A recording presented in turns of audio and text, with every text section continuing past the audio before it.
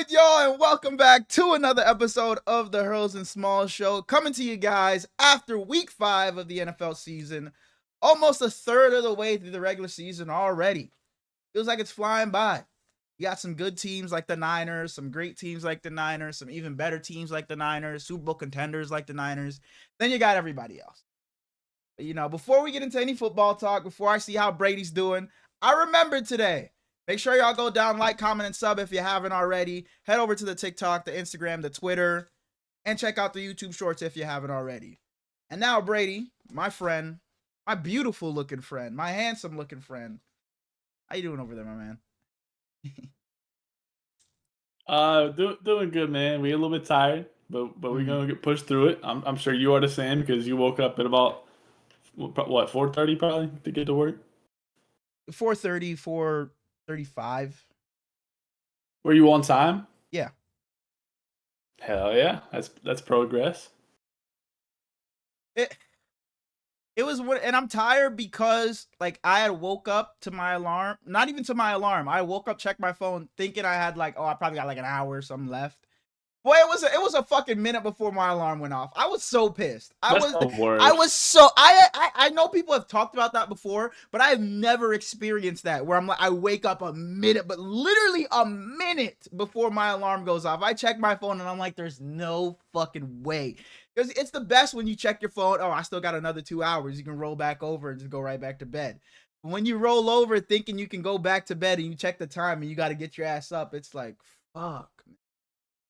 I was so tired this morning. Like, this job is getting me super tired. I'm not a coffee drinker whatsoever, but I'll go into a 7-Eleven in the morning and the guy will fucking throw me a free coffee and I just got to take it, bro, because I be that fucking tired. And I hate coffee, but this job has made me not even a coffee drinker because it's only been these past like couple of weeks I've done it like 3 times, but it's made me drink coffee just because I be so tired. You're gonna get into it. Coffee, you're a coffee guy. You're a coffee guy.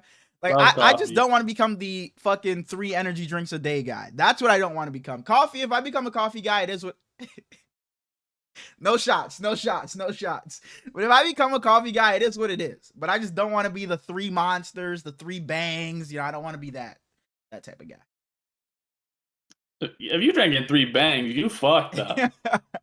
Yeah, I'm just not an energy drink guy. I just don't like them. Like, I've only drank them a couple times in my life, and that was on like road trips where I had to stay up because I was just driving for hours. The only ever times I drink. I drink a Celsius every morning, and there's definitely been days like when I wake up at 4 to be at work, I drink one with lunch, and then whenever like the office staff leaves for the day and it's just me out there with the planes fucking dying in the heat, I'm definitely drinking a 3rd one. I don't blame you. It's just not my forte. Yeah, it's not good for you. My heart gets to like pounding, and it kind of scares me if I do it. There was one C4, and my brother had the same. I refuse to drink it, bro. Bro, me and my brother chugged the C. Like, it literally gave you like the pins and needles feeling all over your fucking body. Like, my brother he had it worse than me. He was fucking like ripping his shirt. Like, he took his shirt off. He was fucking panicking. But C4s are no fucking joke. When I drove to see Suge and surprise him on his birthday, because when I went to that Heat playoff game where they got absolutely obliterated by the Cavs by like 55 million points, they were giving out free Chick-fil-A sandwiches and free C4s after the game. So I grabbed like 3 C4s because I knew I had to go see Suge in a couple days. So I'm like, okay, I'm going to use these. I drank those and they had me so fucking jittery. I will never touch a C4 ever again in my life. Those are fucking, I have no clue. Nuclear fucking waste in a can. Why you looking like that? What was the point in mentioning it and they lost by 55? Because I was just making sure you knew what game I went to. Well, I mean, that was every game, so. Sorry.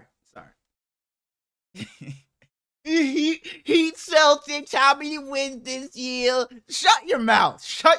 No, I'm not shaking to that. Let's do it next season. You're bum ass team. Next season. You're bum ass team. $100. This season? More wins? More wins. Heat Celtics this season. $100. Bringing it back. We're bringing it back. You know, last season last season I let you off because, you know, it just wouldn't have been fair. But this season, fuck it. Fuck it. I'm coming back for the fucking crown. Celtics still gonna be better than the weak ass fucking Heat. Tyler Hero gonna be out for a little bit anyway. Celtics gonna start off strong. Jaylen Brown gonna be making his fake MVP We case got Norm to begin the season. We gonna be alright. We got Norm. We got Norm. You're not worried about no fucking Norman Powell. And we can throw an extra look. So it's $100 for the entirety of the season, and for every head-to-head game, that's another 20 added on top. So if it breaks even, that it's 2-2 or whatever, how many times they play, it just washes. You know what I mean? But say that they play 4 times, the Heat win 3 out of the 4, then I owe you what? Because so I owe you an extra 40. I owe you 140. You know what I mean? All right. So you're gonna owe me 180. That's shut awesome. Shut your fucking mouth. Nah, if I end up owing you 180, I'm gonna be absolutely fucking pissed. When does the NBA start? It starts up in a couple, like, you know the date? I know it usually starts around my birthday, but nah, I don't fucking matter. That don't matter. That don't matter. I feel bad for anybody born in this weak ass fucking bum ass month. Fuck me. Fuck Joe. Fuck shit. Fuck KB. Fuck Derrick Rose. Fuck Devin Booker. No, not Derrick Rose. Fuck Kyron. My fault. Fuck Kyron. My fault, D Rose. Fuck D Book. Fuck Edge. Fuck George Kittle. Fuck. Why do you know this many fucking birthdays? Fuck Jimmy Garoppolo. Fuck Diamador Lenore. His birthday was yesterday. Happy birthday. Jimmy Garoppolo, yes. Trevor Lawrence, my fault. My fault, Trevor Lawrence. Trevor Lawrence. His birthday was yesterday too. I think that's all I know. That's all I know. All right, before we get into our normal routine, where we, fantasy football talk, into the quarterback corner and everything, shout out Madison Green. She posted a video yesterday playing the piano, multifaceted talent.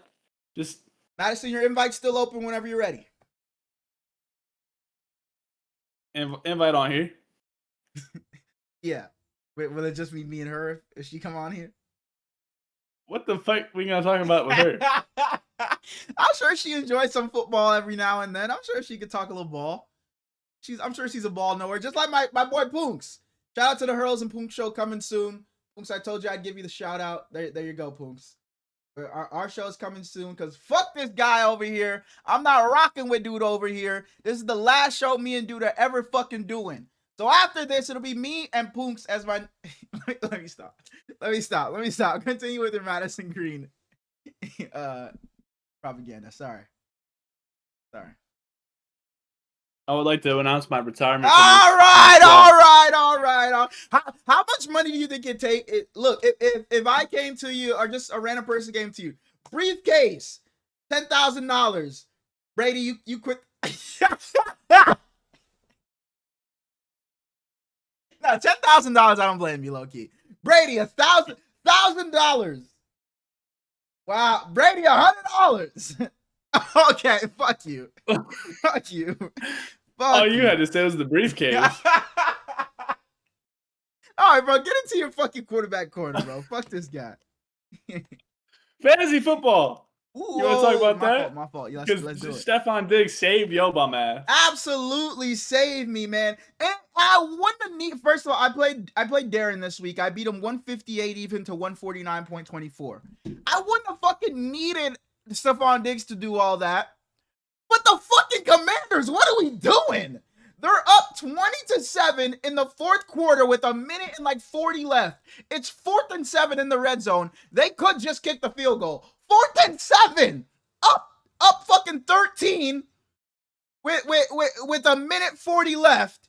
They say, fuck it, on 4th and 7, we're gonna go for it. We're gonna throw this ball to Deebo Samuel. Deebo Samuel's open for a touchdown, and Darren has Deebo Samuel. So going into Sunday Night Football, I'm down about 20-ish points. So I'm like, no.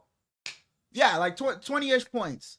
And I'm like, fuck, man. Without that Deebo touchdown, it would have been around, 13, 12. Like, Stephon Diggs can get me that. But Deebo goes and scores that. I'm fucked here, I'm thinking. I'm absolutely fucked. This how I'm gonna fucking lose. Then I see that video of Stephon Diggs and the way his vibe. He's just standing there. The crowd, his former crowd in the background, he's locked the fuck in. I see his pregame interview. And I'm like, hold on.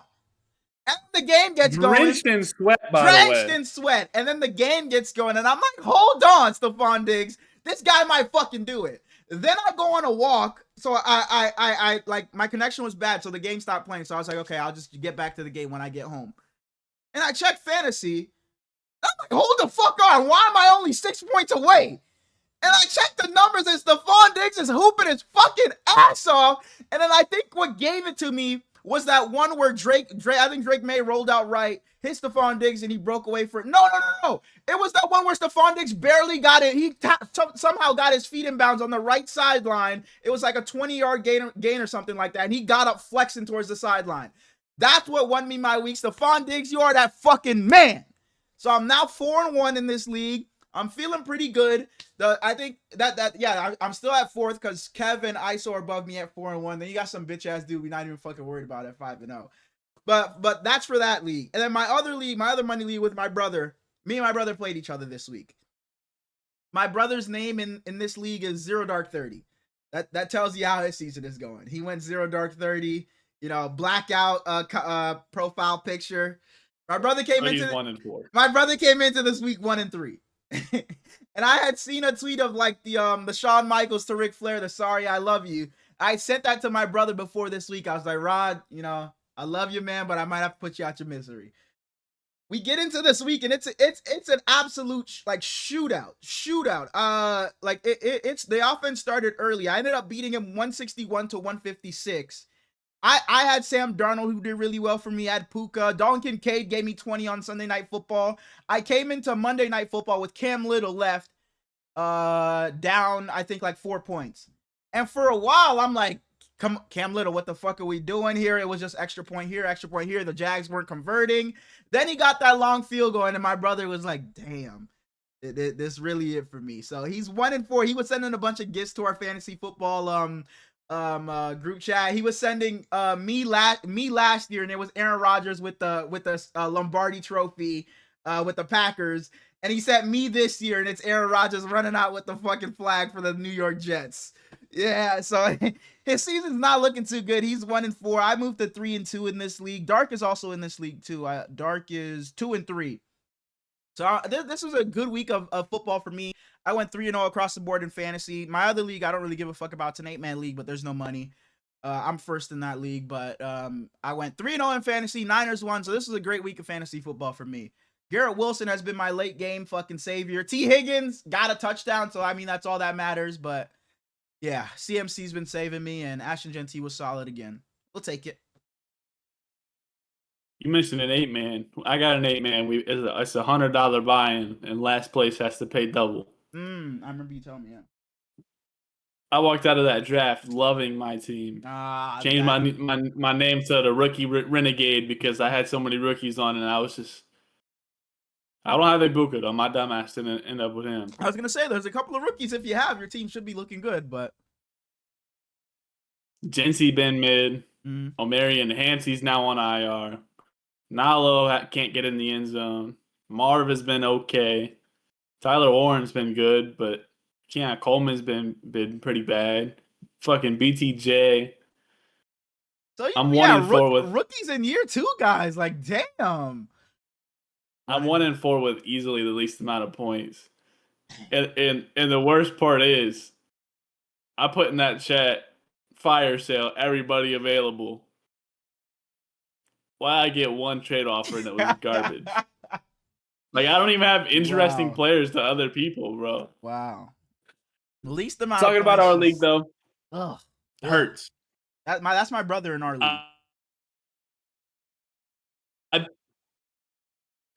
You there? Yo. I hear you. Yeah, I froze for a second. My fault.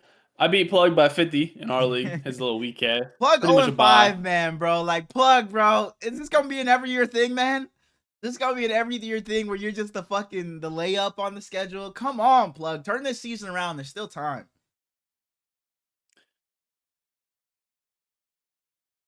Me, Plug, Prado, and Ant were on Russ last night playing, and Kevin joined the Discord, and he goes, "Hello, fellow top 3," and I was like, "What's good, Kevin?"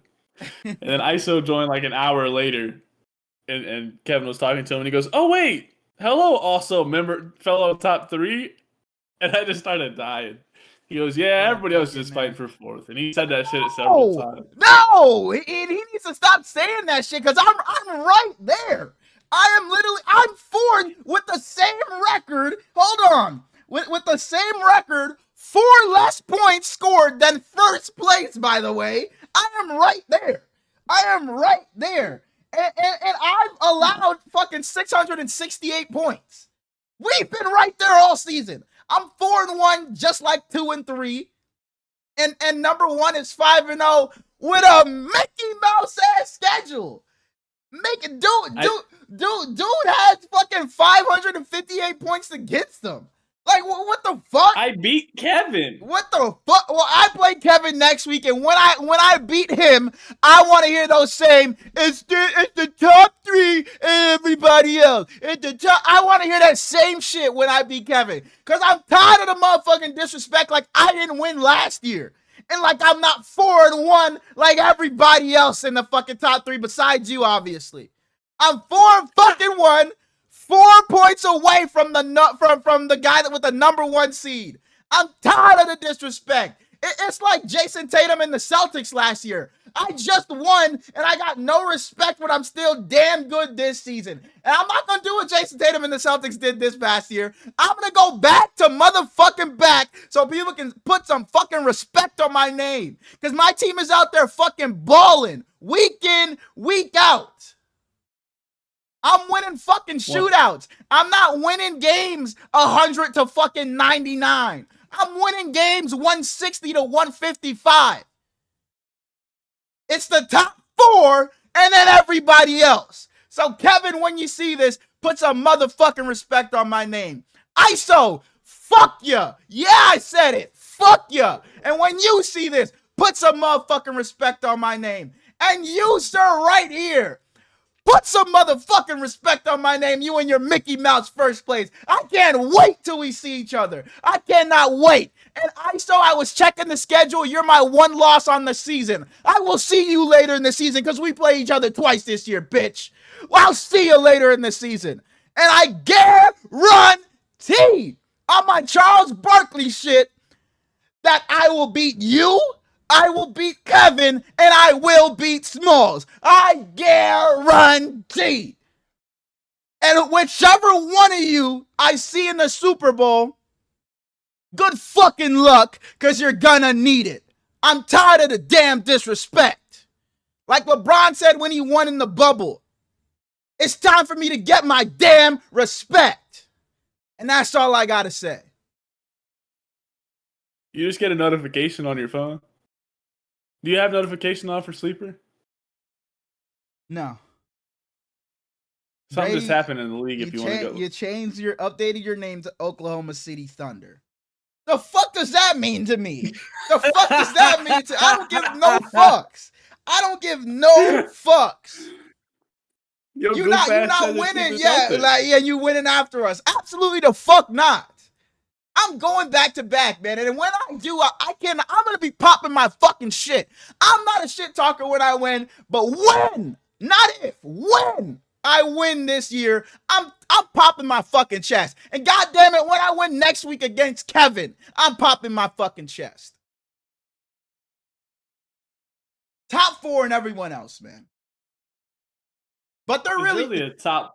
There really is a stark drop off though in the league. There really is. Like not even on no troll right shit. After the 3rd spot. I go not even on some troll shit, and that's what you fucking said. And when Kevin was in there last night, he goes, "Who the hell is Darren? I thought that was Frosty, but I don't think it is anymore." So 5 weeks in, and he was thinking that was Frosty. Yeah, he was 5 weeks in, he was thinking that was Frosty. But I didn't realize the top 8 makes it. I like last year was the top 6. I didn't realize it was the top 8. So we got some fucking bums in the playoffs. Dudes under fucking 500 gonna get into the playoffs on some fucking weak shit. On some fucking weak shit. So don't y'all feel good down there? Like, cause I was like, how the fuck is Suge in the playoffs or slipped in the playoffs when I realized it was the top fucking 8. So we got some motherfucking bums in the playoffs, and y'all top 3 better not get upset by them. Oh! let's get into the fucking show, man. Last thing about fantasy. In the NOTB league, I was playing against Christian. If you watch NOTB, you heard Pierre rant about the dude. Man. Early on in Sunday, I text Sherlins, I'm projected to lose by 60 fucking points. Just upset with myself. Man, 2 and 3, that's gonna hurt. I think how do I boost the morale of this roster? So I go into Isaiah Pacheco and change his name. Did I freeze? No, I'm good. You're good. Right. I changed Isaiah Pacheco name on Sleeper to RB1. Love this guy. And I started Pacheco, by the way, because I traded for Bijan because Reese didn't want him because he had a bye, I guess. Yeah. And by the way, Reese don't watch the show. I thought he did. Like, he don't watch us. Like, it don't matter, but like, in that league chat the other day, he goes, "Small's name is Brady. You call me Brady all the time." So like, yeah, really, yeah. He didn't know that. Like, fuck watching the show. He didn't know that. That's crazy. I mean, no, that's crazy. All these years. Because KB like solely calls me Brady at this point. Like, I haven't heard KB say Smallz in a long time. Yeah, and I call you Brady a lot. I mean, shit, I don't know. I don't know. That's weird.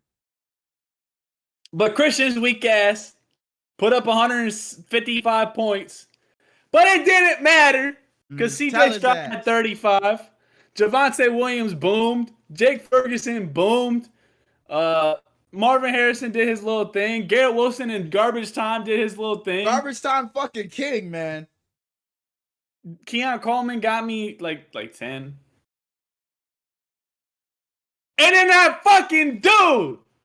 We going into Monday Night Football. I'm up 10 with Isaiah Pacheco and Brian Thomas Jr. And he's got Xavier Worthy. And I know it's raps because I got Pacheco. Wow. I'm about to text Suge, ask him what he wants for him in our league. Wow. The switch from... See what happens when when positive energy takes over the negative energy. See how he just won and now he loves Pacheco. That's what you guys should do. Instill some positive energy into your life and maybe, things will turn around for you. Your Isaiah Pacheco in your life, that could be anything, It could just turn and flip and be positive for you now. But on a real note, what the fuck even is a Kareem Hunt? Like, why is he taking Mike King's touchdowns? Bro, dead ass, I was telling him, like, how the fuck is this guy still in the league? One, because of his off the field shit. Secondly, he's not fucking good. How is he still in the fucking league? I don't get it. He better than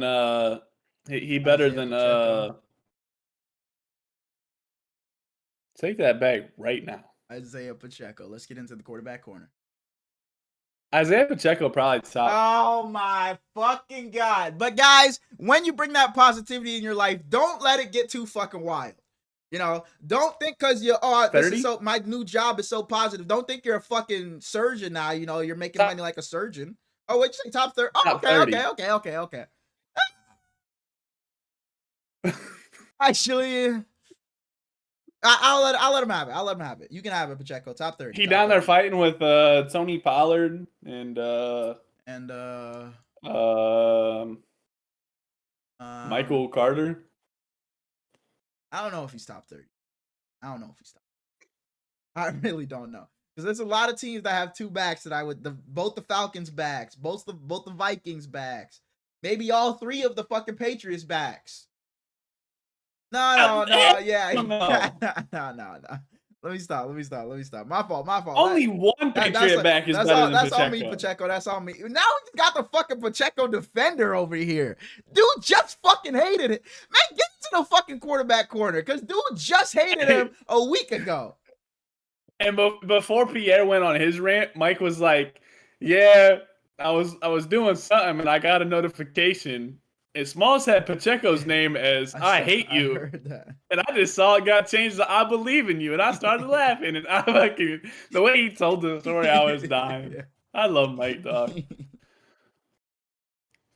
The quarterback corner. In my opinion, the top 5 quarterbacks from the week. Top 6 in most cases. Probably a top 6 There again this were week. a couple. Oh my god. There were a couple duels. A couple. There were a couple of duels that were really good this week. Welcome to the Honorable quarterback mention. corner where every single quarterback in the league gets ranked. Honorable mention, I had Bo Nix and Drake Maye. Both had really good games, but it's a little bit on the outs. Bad opponent, Zax. Had really good game, but it was like you're playing against a 5th grade blind team. Dak Prescott against the Jets defense. At number 5, he could have been in a bad opponent, Zax. But for the first 4 weeks, it was, what the fuck has this guy been doing? Since his rookie season, he fell off. Could have been in a bad opponent. You gotta pick it up eventually. Could have been. And I didn't put him in the bad opponent tax because it was like this team, they garbage. As hell. But they were Super Bowl contenders, damn it. CJ Stroud did his thing. Finally. Yo, CJ, remember how a couple minutes ago, he's like, yeah, you played against a 5th grade blind team or whatever. CJ Stroud, you played against a bunch of preschoolers that were deaf and blind. So congrats to you. Congrats to you on getting number 5. I was listening to the Breadbasket podcast today, and someone asked him a question. Do you think? What do they talk about on the Breadbasket podcast? I've never tuned in for Nothing. an episode. Because that's what it seemed like. Honestly, that's what it's like. What do they even talk about on there? So I was like, I've never tuned in because I didn't know what the fuck they were gonna be saying on there. Nah, it's funny that you say nothing. It's good to like leisurely listen to, but because they're funny as hell, but. Yeah. They do questions every other episode from like the fans. And dude asked, who wins in a fight, 10 blind and deaf Zacks or 1 normal Danny? And like they had a full fucking discussion on that shit, What bro. the fuck do they be talking about, bro? Just shout out to Breadbasket, those are my guys.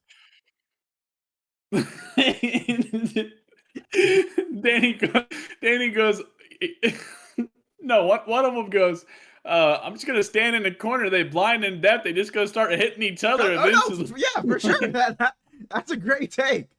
That's honestly smart. They would. Oh shit! CJ threw for 23 for 27, 244 yards and 4 touchdowns. Just absolutely elite. And man, do I wish Tank Dell was here. At number 4, should be QB1 for this team.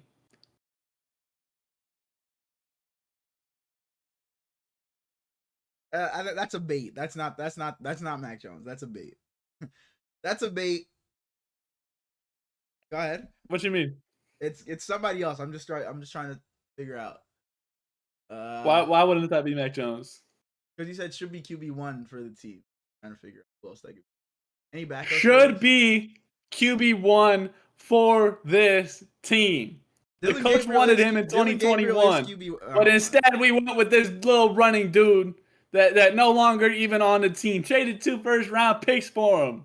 And now we're full circle. And that coach got his guy.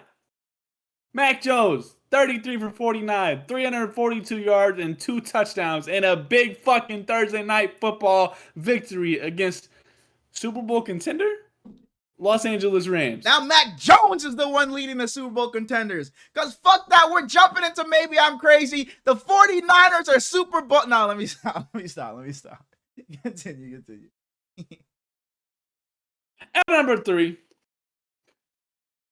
I'm gonna start pushing the agenda here very soon. Like especially with Joe Burrow out. You know, we got the it's usually the top 4 and then who's number 5. Is this the new guy you're calling? Right, you said you needed a new guy. Is this the new guy you're calling? Lamar Jackson out now. Uh-oh. I don't even know who you're thinking. The bitch ass dude that we're playing next week. That we're playing next week. Not bitch ass dude. I love him. Next week. Baker Mayfield and them? No. Really? No. Okay. So I don't know who this is then. They're pushing agendas. Go ahead. Debatably top 5 quarterback so far this season. Had been given up on. He's been Kevin really, O'Connell. He's been really good. Uh-huh. Continue. Unfortunately, they end up losing this game, but Sam Darnold was fucking phenomenal. 28 for 34, 341 yards, 4 touchdowns. He did have a pick, but we said Sam Darnold, this offensive line, he's not going to be the same guy. His weapons are so much worse than what he had over there in Minnesota. His run game is not going to be as good. He's not going to be able to do what Geno was able to do. And boy, thank God he's not doing what Geno's doing right now. Thank God. Sam Darnold has been phenomenal. And I've been trying to reach out to his team, see if he's available on Wednesdays, try to pick his mind. But I haven't gotten into anything yet. At number 2, we have the clone. We have a guy who his back was absolutely destroyed this offseason. No, people didn't even know what was going on with him. So they said, let's go find someone that's close enough to him. Matt Stafford, 30 for 47, 389 yards, 3 touchdowns in, let me think. A fucking loss! Because you give Kyron Williams the ball twice in big spots. And Mac Jones on the other side of the field. Fuck the rest of the team. Mac Jones on the other side of the field. And Kendrick Bourne. Shout out to the guy. I like him. And at number 1, so Josh Allen's number 1. If Lamar and Joe are both out, that makes Baker Mayfield the second best in the league. So at number 1, I had the second best quarterback in football. 29 for 33, 379 yards. Patrick Mahomes out too? Did he just get injured all of a sudden? And I forgot. No, he's probably number 4. Sam at number 5. Continue. Because you know Bryce Young at number 3. Baker Mayfield has been phenomenal since they had him over there playing D-edge in Carolina, and who would have thought that one quarter, 2 days with Sean McVay could change the dude's life? Because he's been phenomenal. I am going down and winning it, man. I love me some Baker Mayfield. Shout out to Baker. I like the list. I like the list this week, even though usually I'm sensing a little 49ers hate, because usually it's like, oh, these two played against each other, let me just put them together. So it's like, why was Mac Jones at 4 and Matthew Stafford at 2? Why couldn't they just been 2? But neither here nor there. Neither here nor there. Neither here nor there. I don't want to have a duel anymore. It's not top 5. And it's like, it's just coincidentally you decide to stop the duels when Mac Jones is in the top 5.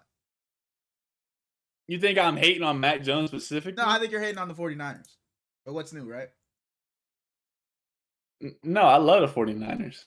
Can you believe that Joe was streaming the other day, and I tuned in, and Darko was playing Minecraft with them. Streaming? And Darko said I'm a 49ers hater. I think he hit it right on the head. Yeah. Yeah.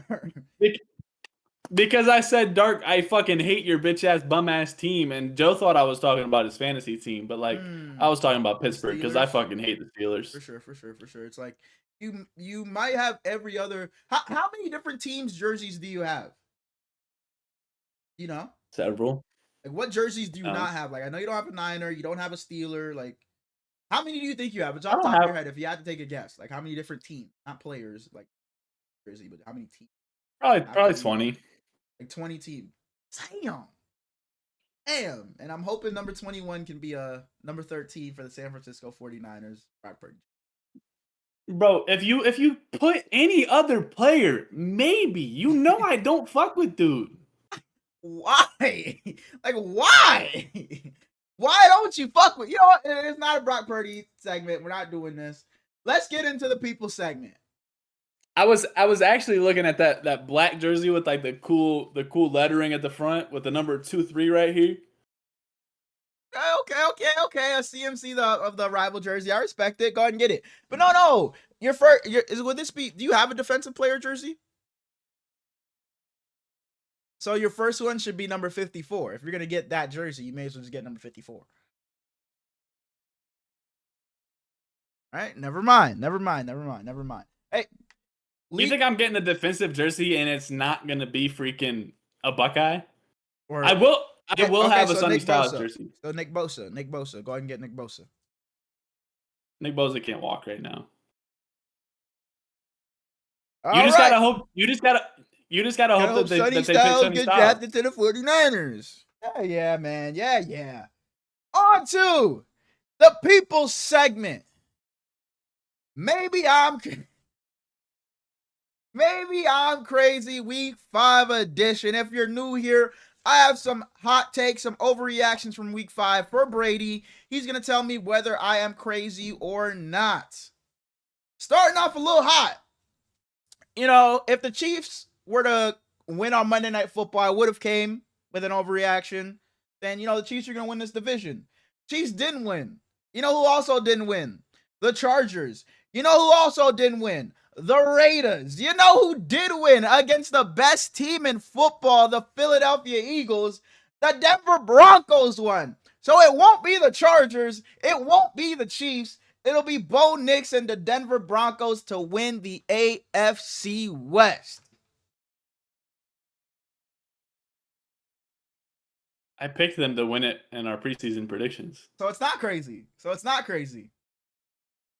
I would have never thought this was crazy. Oh, okay. Maybe week 1 when Bo Nix like he had potatoes for brain, but okay, really? I thought you were gonna call me a fucking jackass for this one. Okay, I'm glad. Hell yeah.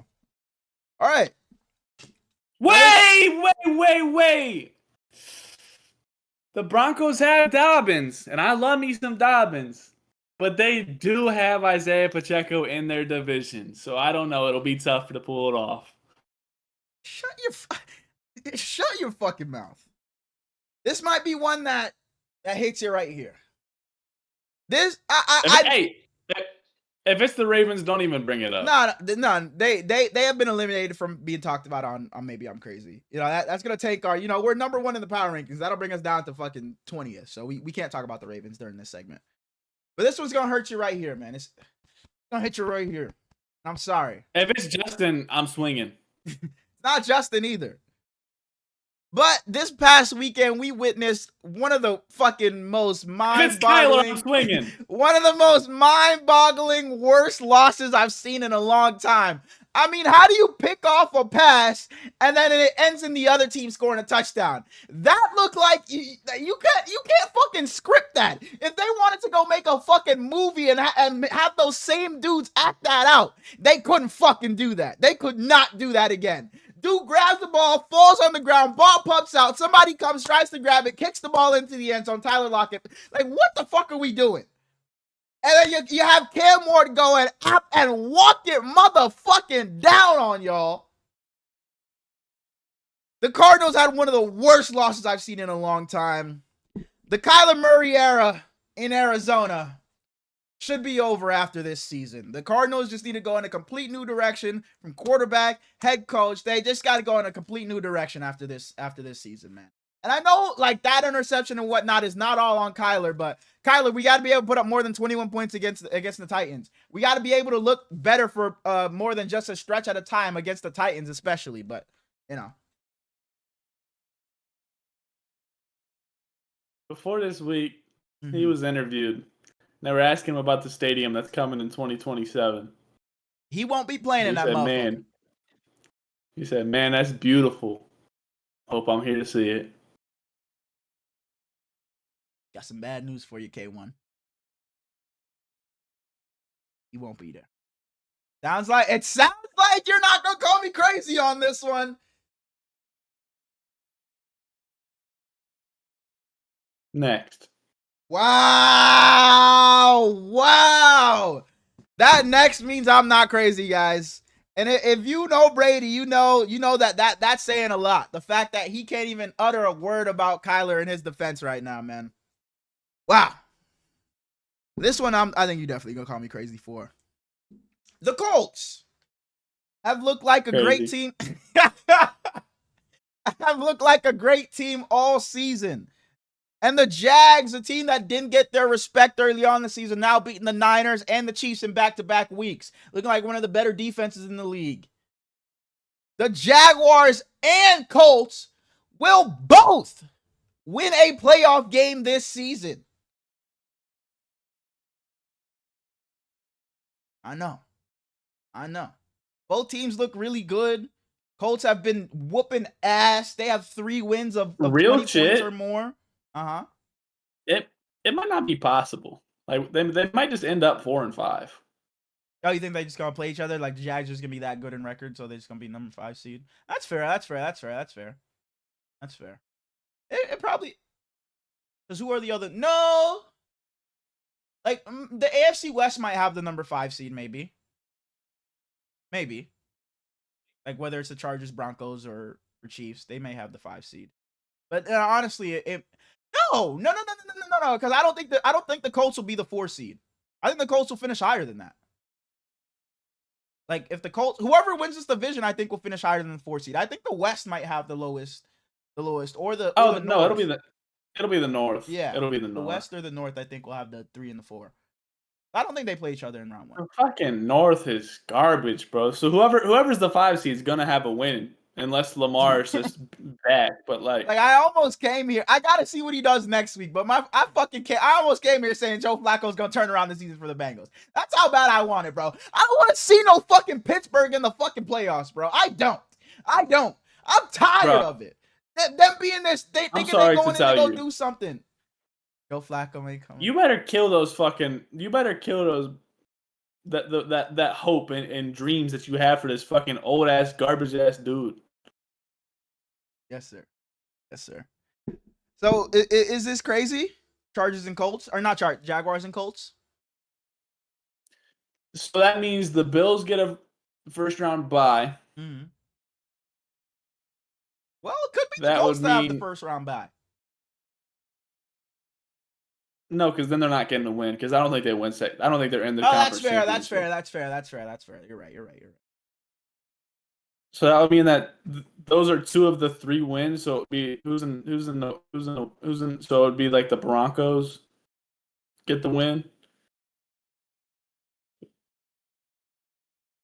Right?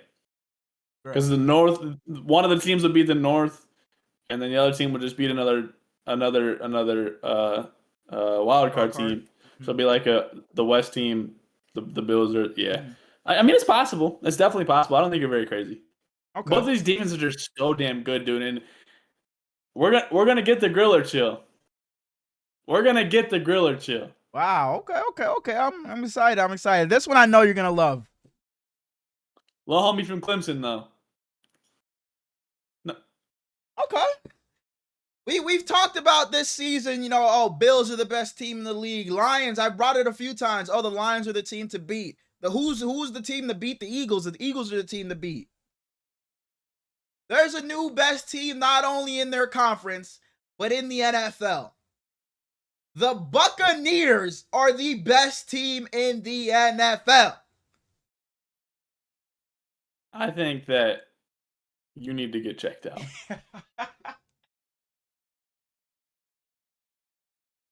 Really? I love me some Baker Mayfield. I love Rachaad White. Emeka Egbuka. One of my favorite Ohio State players ever. And no Mike Evans right now, too, and they're still looking good. I love Mike Evans. God's going to be back here soon. Cade Otton's my guy. That defense is phenomenal. Vita Vea is probably my favorite defensive tackle in all of football. But I don't think – I think it's too – early's not the right word, but I just think you're jumping the gun a little bit. I think that they can beat anyone on any given day, but I don't think they're the best team in football. I think that is – but why? Why can't they be? That's what I was going to ask. Are you still giving it to Buffalo, or because who has Buffalo beaten this season? And Jalen Hurts looks like a pack of ass. So, it might be Tampa. Maybe you shouldn't get checked out. I would still say you're slightly crazy, but, not insane asylum crazy for sure. I don't think it's the Bucs. I think it's the Lions. I think the Lions might be the best. Because the Lions are just throttling. They're just whooping ass. They're just handling shit. Besides that week 1 game to the Packers, the Lions are literally just whooping ass. Their games aren't even close. Dan Campbell, who you got a quarterback? Oh, you still got Jared Goff? That's fair. That's fair. All right. Next. Maybe I'm crazy, but the top 3 for MVP at the end of the season. One of these 3 will win MVP. It'll be Baker Mayfield. It'll be Dak Prescott. and it'll be Daniel Okay. Jones. That will be the top 3 for MVP at the end of the year. So it'll be Baker Mayfield. It'll be Rain Dakota Prescott. It'll be Baker Mayfield. Daniel Jones. It'll be Baker Mayfield and then 2 other guys. Nah, man, Dak can for sure be in there. I love me some Dak Prescott, and he's been phenomenal this season, especially with 12 Hurless Pierres out there on defense. But like, I don't think Indiana Jones has a chance to be in the MVP. I think DJ has a better shot to be up there than Dak Prescott, because I think Dak's record may get in the way but I think the Colts will have a much better record, so I think DJ will get the nod over Dak. But when I was writing this down, I was like, there has to be a new, like, I don't think Pat Mahomes is getting MVP. I don't think Josh Allen's going back to back. Lamar's already going to miss too many games and the Ravens are going to be bad. So I think there's going to be a new MVP this year. And I was looking at it like, dang, who's really about to get their first MVP this year? I was like, shit, is Baker really going to do this? Can I talk to Jim Harbaugh? Yo, Jim, Saul Marion Hampton got out. Who's your quarterback? Yeah, he'll probably be in an MVP race, huh? Bet. Fuck Michigan. I don't know, bro. I love my Chargers. You know, I love Justin Herbert, but they're gonna have to sling that rock, bro. They're gonna have to sling that rock. I hope so. Oh. So I lied. So maybe our rankings are gonna get tanked. So I have all my takes on this side. I flipped over my paper. And we do have one more maybe I'm crazy take this week. I thought that was it. If it's the Ravens, yeah, cross it off. Get your pen and cross it off. Maybe I don't even want to hear crazy. This and is he's still saying it. John Harbaugh's last year in Baltimore. That's the most mild take you could possibly come with. I just wanted to hear your thoughts. I think that Father Time has never lost. We'll leave it at that. His testicles have unfortunately shriveled up inside of him. He doesn't have any balls anymore. He's afraid to do the tough things in a crunch time. Mm-hmm. He for some reason he still has Zach Orr calling defense for him when clearly that don't fucking work. It's time. All right, that's all I got this week. Jesse Mentor. All right. And he gonna bring over JT Barrett. All right. I'm just kidding. I just want to see JT Barrett get a promotion. Starting off the first game of the day in London or whatever the hell they were, maybe Germany. I don't even know for real. The Vikings beat those Cleveland Browns, who some idiots told you guys he'd come back this week, and you'd be like, everybody would have to tell him, I told you so, whatever. Some idiot took the Browns, and the Vikings ended up winning. But Dylan Gabriel looked pretty solid, though. Go ahead, though. It's your team, so I'll let you rock out. Can that idiot raise his hand and apologize? No. Nah, he says he's good. He doesn't want to get on camera. That's weird. You were looking over there, but I could have swore he's on camera now. But that's cool. The idiot's gonna raise his hand. Can I ask that idiot a question? Go ahead. Is this the same team you picked to be 2-15? Bro, as long as this podcast goes on for, I'm gonna hear that till the end of fucking time, bro. As long as this shit goes on for, I'm gonna continue to hear that. Like, I'm not even gonna defend myself, bro. Go ahead.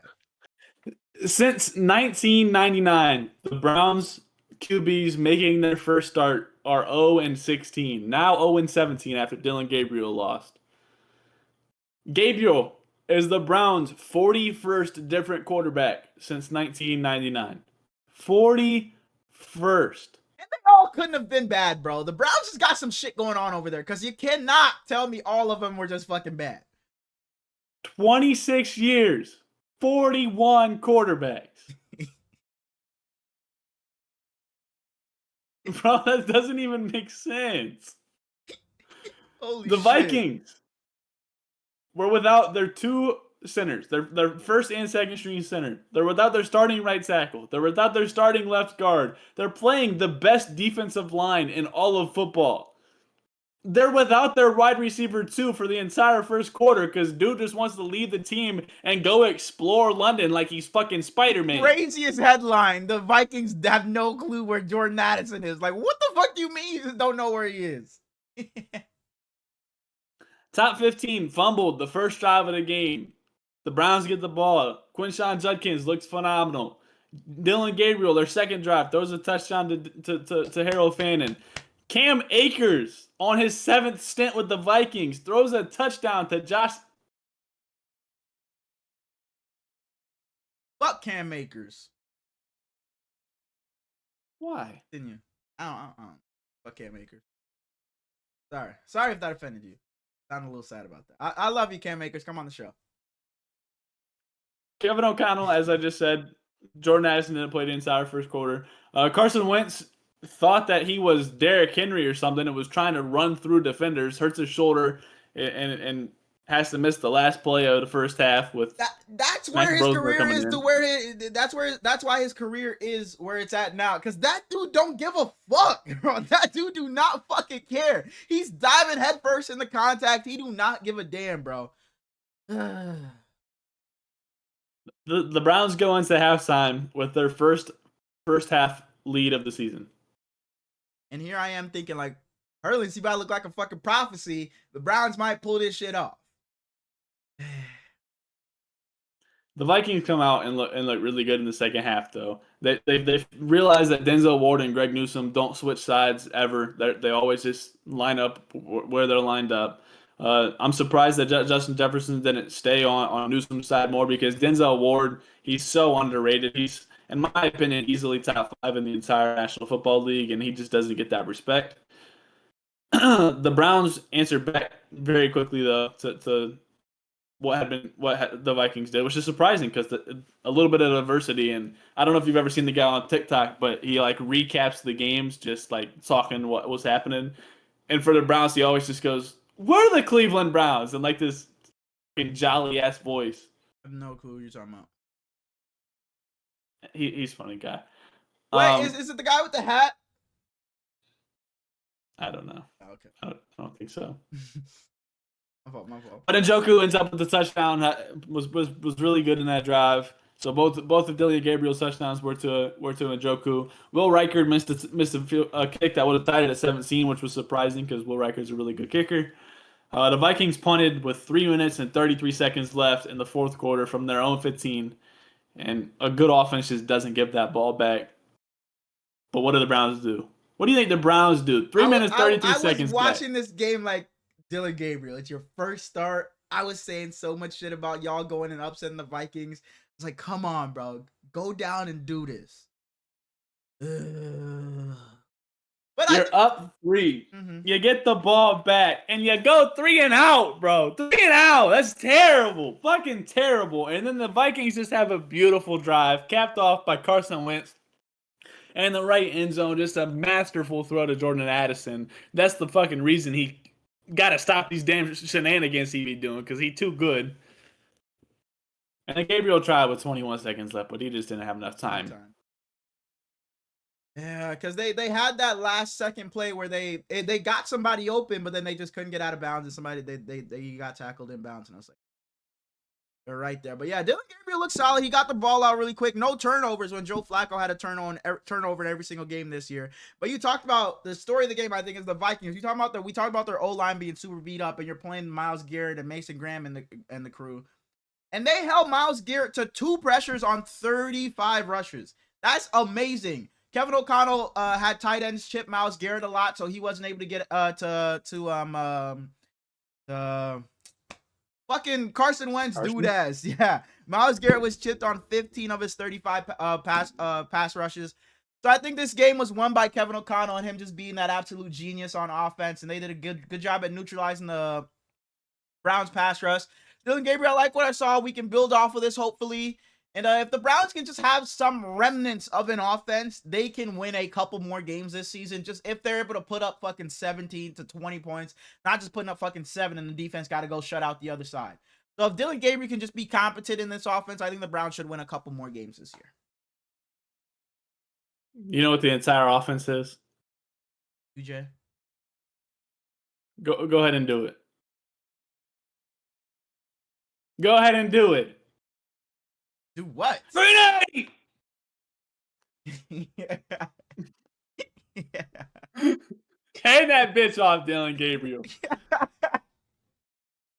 The Vikings have a bye in week 6. Coming off the bye, they play against the Eagles. And then they play against the Chargers. And then they play against the Lions. And then they play against the Ravens. That is a tough 4-game stretch. And especially if the Ravens... Damn, you were that down bad on the Chargers? Shut your mouth, bro. Continue. The Vikings are winning the NFC North. Move on, bro. Move on. You got the games. I told you I don't got them. I told you I don't got them. Damn it. Fuck. Moving on to the Cowboys. Move on. I'm getting there. Moving on to the Cowboys whooping Justin Fields and those garbage ass Jets because Justin Fields fucking stinks. The Cowboys beat the Jets 37-22, and Dak Prescott and the Cowboys. Who stinks? Take it back. Justin Fields is a great quarterback, and he's top 500 in the world. Whoa. Whoa. He's easily top 75. Okay. But the Cowboys whoop on the New York Jets. Wait. If he's number 75, that means 2 is 76. Wow. Still looks solid this weekend. But the Cowboys and Dak Prescott whoop up on the Jets. The Jets fall to 0-5 on the season. I mean, man, last week you talked about it. Breece Hall had the quote, you know, other people shoot themselves in the foot, we shoot ourselves in the head.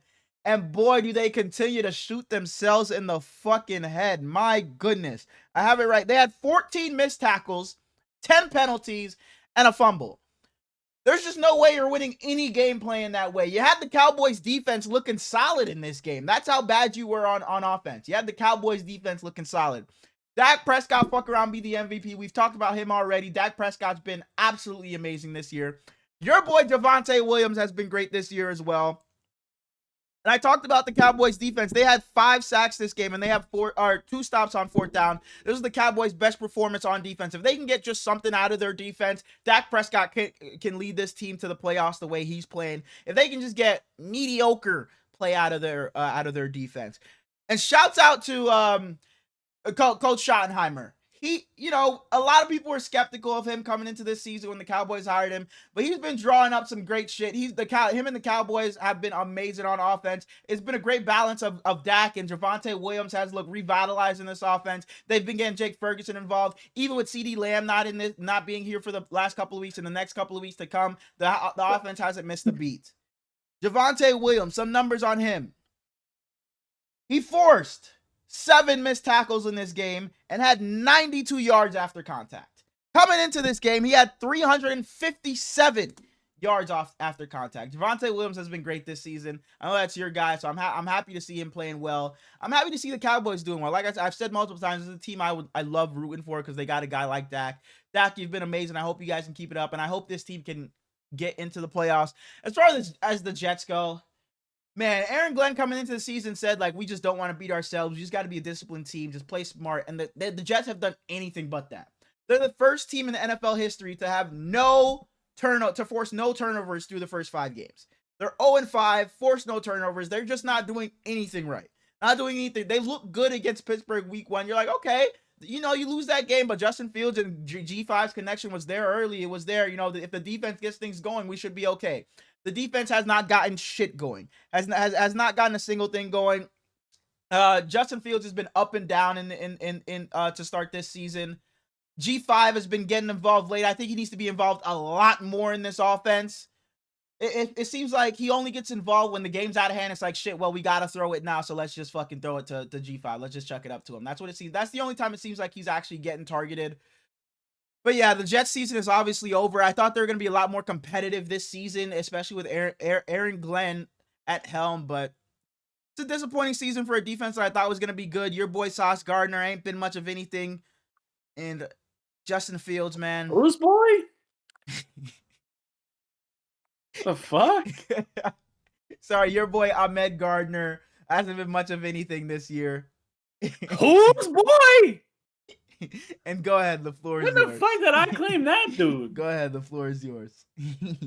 If y'all look, anybody watching right now that can hear my voice, if Herlin's did timestamps and you look down and see however long this timestamp was, is that much longer than what I would have talked about this game. The only thing I wanted to say about this game is shout out to Ryan Flournoy.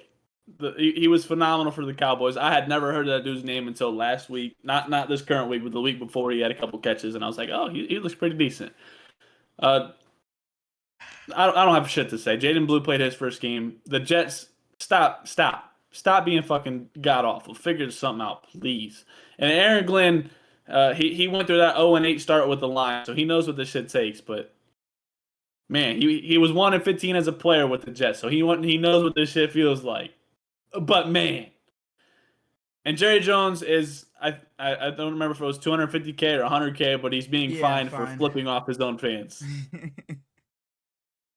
Moving on to the New Orleans Saints. I'm low-key on the Jerry Jones train.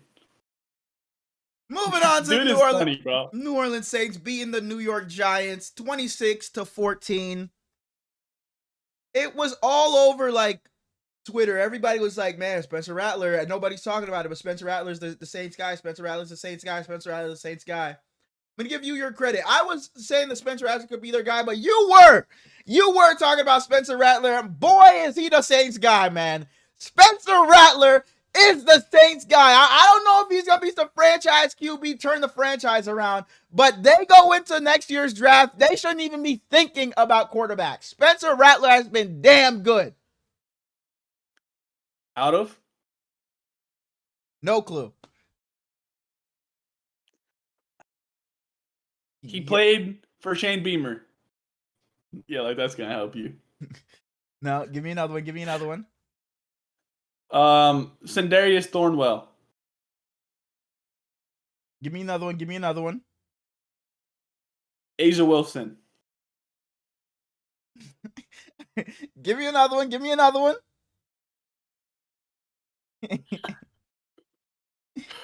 Lenoris Sellers. Give me another one. Give me another one. Raheem Sanders. Give me another one. Give me another one.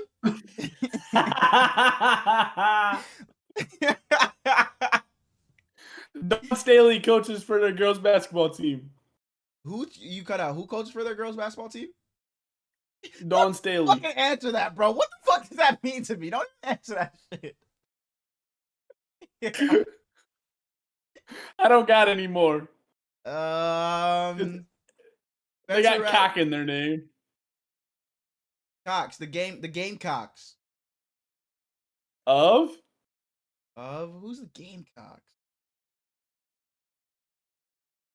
The Michigan Hawks. They were green. They were. Oh, brother. Oh my gosh. Go ahead. Go ahead. Talk about the game. Go ahead. Talk about the game. Go ahead. Talk about the game. I've been saying since Spencer Rattler got drafted that he might be a little sneaky player, and then going into this year, I was like, he's easily their guy. I don't understand the Tyler Shuck pick. Yeah, I think that was some goof ass shit. Yeah. And Spencer Rattler has been good. I think he was 0-8 to start his, or maybe 0-10 as an NFL starter. So he gets his first win. Shouts out to him. Kellen Moore gets his first NFL head coaching win. Alvin Kamara didn't really touch the ball that much. I think he had 9 carries or something like that. But Kendra Miller's been taking a lot over there. There's a lot of it. I think he had 7 catches for like 52 yards or something. Not great, but love the guy. But that defense has been surprisingly good. Darius Slayton was god-awful. Jackson Dart pretty much only has a connection with Theo Johnson right now, especially with Malik Neighbors going down. Wan'Dale Robinson didn't do a damn thing. what a surprise Jalen Hyatt didn't do a damn thing. I love that guy and have since he was at Tennessee, but man, it's been rough. And it seemed like the Giants ate the biggest box of popcorn you could possibly have as a team before this game because they could not hold on to the fucking football. And Cam Scatterbo, he posted after the game, he was like, Yeah, Giants fans, I'm sorry, I'll be better. Jonas Senker was one of my small stock market players for this week. Yep. He's been phenomenal this Down. season. He recovered a fumble from Demario Davis. Kool-Aid McKinstry, one of my guys from last draft, had 2 picks late in the game that didn't really matter. Neither one of them mattered, but still 2 picks. That's fun. Shouts out to the guys, man. And the commentators in this game, I don't remember who they were, but one of the defensive tackles tipped down a pass. It was like Cam Jordan always says that the three things you got to do as a defensive lineman are like rush, secure the edge or some shit, and then keep your arms up. So shouts out to Cam Jordan being a good leader over there. Shout out to Cam Jordan. Yeah, he talked about Spencer Rattler's been great. He was pressure on 55% of his dropbacks and didn't take a sack in this game. He was great scrambling and making plays outside the pocket. You talk about Jackson Dart. He started super well, but then it just didn't end very, very good. The Saints, you talked about their defense caused 5 turnovers in this game. Both the safeties had fumble recoveries, and we can move on. Moving on to a game that we won't talk much about because it was an absolute domination. The Indianapolis Colts beat the Raiders 40-6. What we should be talking about. Double your boy Gino over there, man. What's going on with Gino? That's your boy. Whose boy, that's your bro? Boy. Whose boy? That is your boy. I swear you were a Gino guy, no? No, I've never I don't dislike Gino, but I've never been a Gino guy. My fault. But as far as me saying your boy and making me a fucking, you gonna be a fan of these guys. You ain't got no fucking toy, Smallz. As far as the Colts go, the Colts have 3 wins of 20+ this year. Their one loss comes to the Rams, where they played them fairly well. Geno Smith has 9 interceptions on the season. I don't know how much longer the leash is for Geno, because he was expected to go over there and do some good things over there after what he went through. And I think that's more so because there's not much behind him. But after what he went through in Seattle and how he looked over there, a lot of people thought, me included, he was going to go to the Raiders and change things and, potentially make a playoff push. But Geno's just been awful this year, and the Colts have been amazing. I think the Colts are they're not there yet. It's just because when you're not good to start your career and you just get good all of a sudden, it takes a bit more. I got to see Daniel Jones do it for a lot longer before I propel them into contention. But there's really nothing I can say other than Daniel Jones just has to do it for a bit more. Because the Colts have done it all through these 5 weeks. They look good at every level of the team. They're whooping teams' asses. The games aren't even close. So I think the Colts, give me a couple more weeks, and I think the Colts might be in legit contention for me. I hate that you call him Daniel. Like, his name is Indiana Jones. My fault. I've heard Indiana Jones. I heard, because, it was Danny Dimes. Now it's, I've heard Danny Diamonds. Danny Dollar. Yeah. Jonathan Taylor took over in the second half of this game, and they never gave a fuck after that. He had the first octopus of the season. Shout out to him. Who else had it? Somebody else. Omega Ibuka had it too. Because I was looking at that like, Latu had a pick. Octopus doing on the fucking, because you know how they do the touchdown and whatever. I was like, what the fuck is this octopus doing here? But I was like, oh, he had the 2-point conversion too. I ain't got nothing to say about this game. The Colts did their thing, and the Raiders. Man. Hey, Jacoby. I asked, and they said no. That's all I could do. Go back in and ask again, brother, because holy shit. Moving on to the Panthers. You know where he could go? Where could he go? You know where Jacoby Myers could go? Where could he go? Hey, Plug. Bring him home, brother. Bring him home. Put him next to Stephon. Go trade for A.J. Brown. Fuck that. Go big or go home. Go trade for A.J. Brown. Go big or go home. There's something over there. I'm calling it now. So, A.J. Brown. One person's realistic here. A.J. Brown ain't going fucking anywhere. A.J. Brown is getting traded from the Eagles before the deadline. Moving on to the Panthers coming back. And bands. And and beating 10 bands. the Miami Dolphins. I know Bryce is your boy, so I won't be too long here, but my goodness, did Bryce Young start off shitty. You were texting me in this game like, man. And I was behind, and you texted me. I was like, and I was like,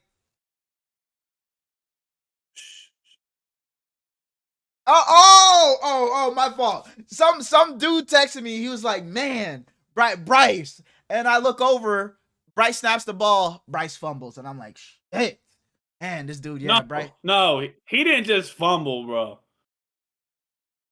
That shit was disgusting. Bryce just looks like a fucking 5-year-old, like who's never handled a football. And then I get another text from this guy. It's not, it's not looking good for Bryce. I'm a little behind again. I look over, Bryce throws an interception, and I'm like, shit. And then this guy, sounds like he's getting a little skeptical, like he's about to sell his stock in Bryce. But then Bryce starts to get it going. The Panthers start coming back, and now it's Bryce. I never gave up. Bryce, that's my boy. Bryce, I fucking love you.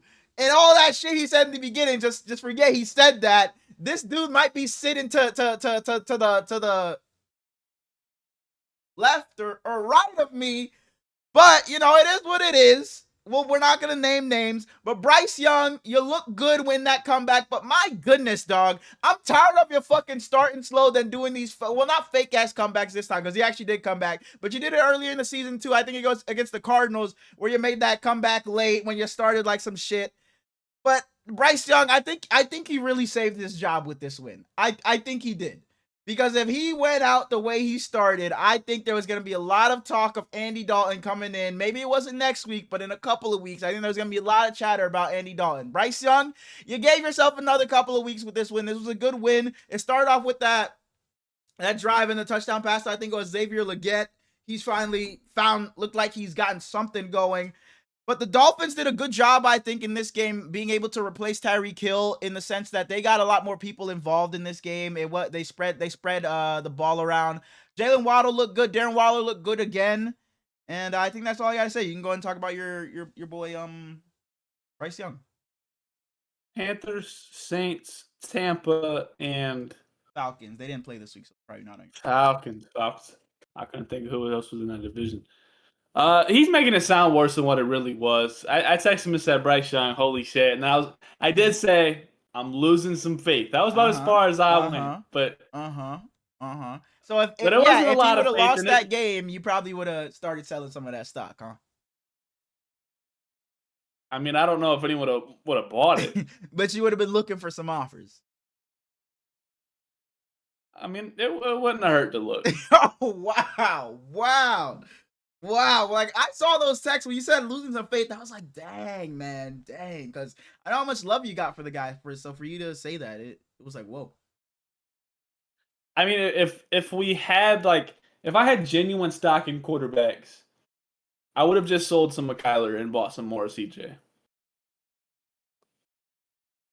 The Kyler again. So that tells you my take earlier on wasn't crazy. He's starting to lose some faith in Kyler, man. We'll get there when we get there, but no, I've been talking about Kyler for a little bit now, and I think it's time, a lot more people do it. Devon Achane's touchdown catch was a beautiful body contortment ass bullshit. Jimmy Horn hadn't played all season.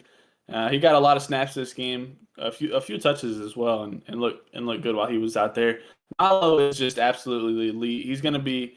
I think that Nalo and Egbuka are closer to Justin Jefferson than they are a normal rookie, which is absolutely insane. You got two guys coming in just that good. Xavier Legette had an amazing touchdown catch. Shouts out to him. You were frozen. I have no clue what you just did. I have no clue what you just did. Could you hear me though? I heard you go, I heard that. Well, damn. I don't know why I'm freezing so much tonight. It doesn't usually do this that bad. It's usually once or twice, but because oh well. Rico Dowdle could not have played a better game though. Yeah. Without Rico Dowdle, the Panthers lose this game, and I want to give Bryce all the love in the world, but he doesn't deserve it. He started the game shit. He did pick it up, but Rico Dowdle, oh my gosh, 234 yards. My goodness. he just put on a performance of a lifetime, and you want to be like, damn, why did the Cowboys give up this guy? But you can't even say that because the Cowboys fucking brought in Javonte, baby. Come on. When Chuba comes back, is he just handed the job back? I don't think he can be. I think it's still his, but I don't think it's as tight as it was. It'd probably be a bit more split, I would think. I don't think you just hand it back to him after somebody runs for 200 plus yards. The Dolphins were up 17-0 after the third possession on this football game. Can you tell me what this game ended up being? 27-24. 17-0 after your third possession. You score one more touchdown. And it was a fucking Jalen Waddle bomb that, I mean, it was an amazing throw by Tua too, so I can't even say no shit about him, but 50 seconds left, 3rd and 5. Bryce had a terrible throw, and Jack Jones gets a DPI and gives them a first down. And they just go into victory formation and win the game off of that. Shouts out to the Panthers. Shouts out Dave Canales. His ass off when they got that penalty. Bryce was so fucking happy.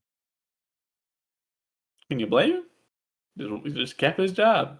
He keep a job. You're right. Oh, so you agree he kept his job? Hey, man. It looks like you're no, it wasn't going anywhere. I think that was a goof ass statement. I don't think there was any. But Bengal did tweet. It was like, how many games does Bryce Young start in 2026? And it was like a little poll, and I think Zero was winning the poll early on. I put 11 plus because I think he's gonna be the starter again next year. Like this is when he was still playing bad, so I put 11 plus. Okay. Moving on to an upset that one member of the panel predicted this week. The Broncos going to Philadelphia and beat the Philadelphia Eagles 21-17.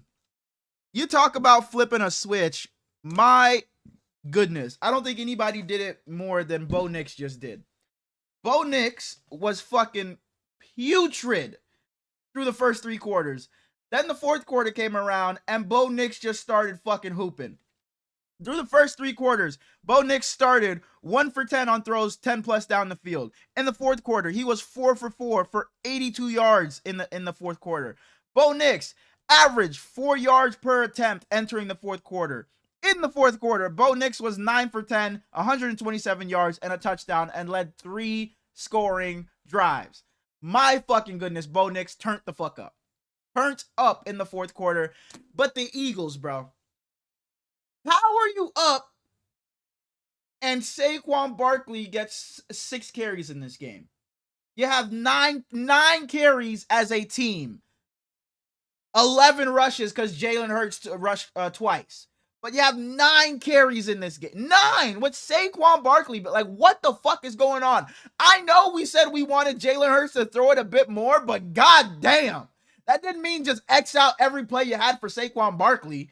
Like, what are we doing? And I know they're only they're still 4-1. It's one loss.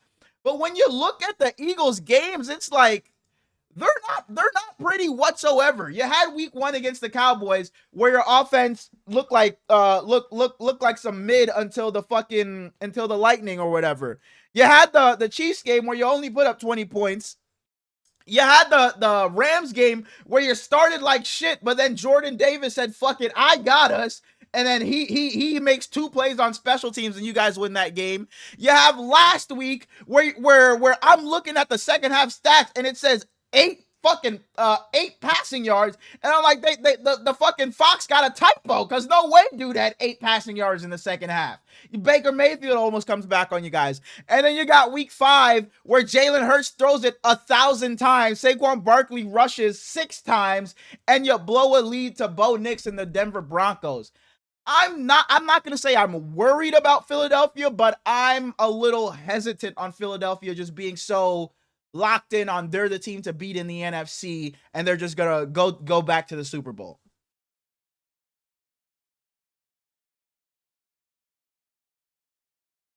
You know what I want to talk about? What do you want to talk about? I love a coach that has some fucking testicles. 17-10, the Eagles are up in this game. The Broncos drive down the field. They pretty much said, Evan Ingram, take us there. And he did that. 17-16. And they go for 2, man. They go for the fucking win. And it didn't really end up mattering. But damn, it could have. And I love that. And they get it. Shout out Troy Franklin. His ass was out over there. He was so open. But like, no, you be saying something else when you super open in the corner and like his dick was out. That should be fucking killing my entire fucking 2K team say that shit now. I love it when I'm like in stream and Mike streaming and you playing with Mike or something, man. I'm standing over here with my fucking dick out. It be fucking killing me every single time. anytime I'm playing pro with the homies now, if someone open, all you hear is dick out and the ball gets swung to him. That's hilarious. I love that. I love that. But back to the fucking Eagles. The Eagles went up 17-3 and then punted their next 4 drives. Like, I don't know what the fuck we're doing here. Dude, fucking Patillo, however the fuck you say your name, your leash is about this fucking big. About this fucking big. Because it seems like he hears the fucking noise that everybody's talking about on social media. I know we said we wanted to see Jalen Hurts and AJ Brown get some connection going. It looked like him and Devonta Smith got it going. Him and AJ Brown even look better than they did in recent weeks. But you cannot have Saquon Barkley have 6 carries in this game. And Saquon, granted, he hasn't been great this season. He hasn't. But I don't care. Saquon Barkley is too good of a fucking player to have 6 carries in this game. It just doesn't make any sense. They look so bad on offense at times to where it's like, how do you have this much talent, but you look this piss poor? But again, they are 4-1, so I guess it is what it is. 4th down. RJ Harvey going down. Eagles would have got the ball back. Zach Bond hits him late, gives him the 1st down, game over. This stupid ass plays by an all-pro player can't happen, man. No. So I don't have much to say about this game. I don't like watching the Eagles, and it doesn't hurt my feelings that they're not looking great. Yeah, Punk said not to go too far. Shout out J.K. Dobbins. That's all you get, Punk. Shout out J.K. Dobbins. Shout out to you, Bo Nix, man. You may be proud. My Broncos love is back. My Broncos love is back. Moving on. Hey, Punks. J.K. Dobbins laced up them sneakers this weekend. He put on his shoulder pads. He put on his pants. And he stuck his dick in every single one of your players. He ran down that field whenever he wanted, wherever he wanted. Y'all couldn't stop him. Y'all couldn't guard him. That man is elite. They gave up on my boy. Now look what y'all got, Chargers. Y'all got fucking Hassan Haskins. The Titans gave up on him. Y'all got Kamani Vidal. Ugh. They also, Nyheim Hines was another one. I think they signed. Man, fuck the Chargers. Moving on. I like the Chargers, but like to one of J.K. Dobbins' former teams getting absolutely throttled. The Texans beat the Ravens 44-10. The Ravens had 160 of their $280 million salary cap out of this game. Derrick Henry scored his 110th touchdown in his career. Jalen Noel scored his first career touchdown, and Jair Alexander tried to take the ball from him after he did the Ray Lewis celebration. Odafe Oweh gets traded today to the Chargers for a bag of fucking potato chips. Let's move on. No.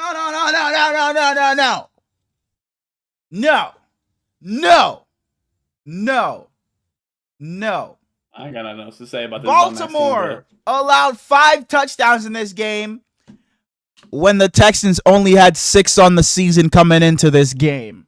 They are fucking I don't know what you expected. Their whole team is out. Putrid. That would have been the same shit with everybody in there. It would have been the same shit. I saw a tweet that said, shout out to the Ravens defense, man. With all these injuries, you got to applaud them for playing just like the starters did.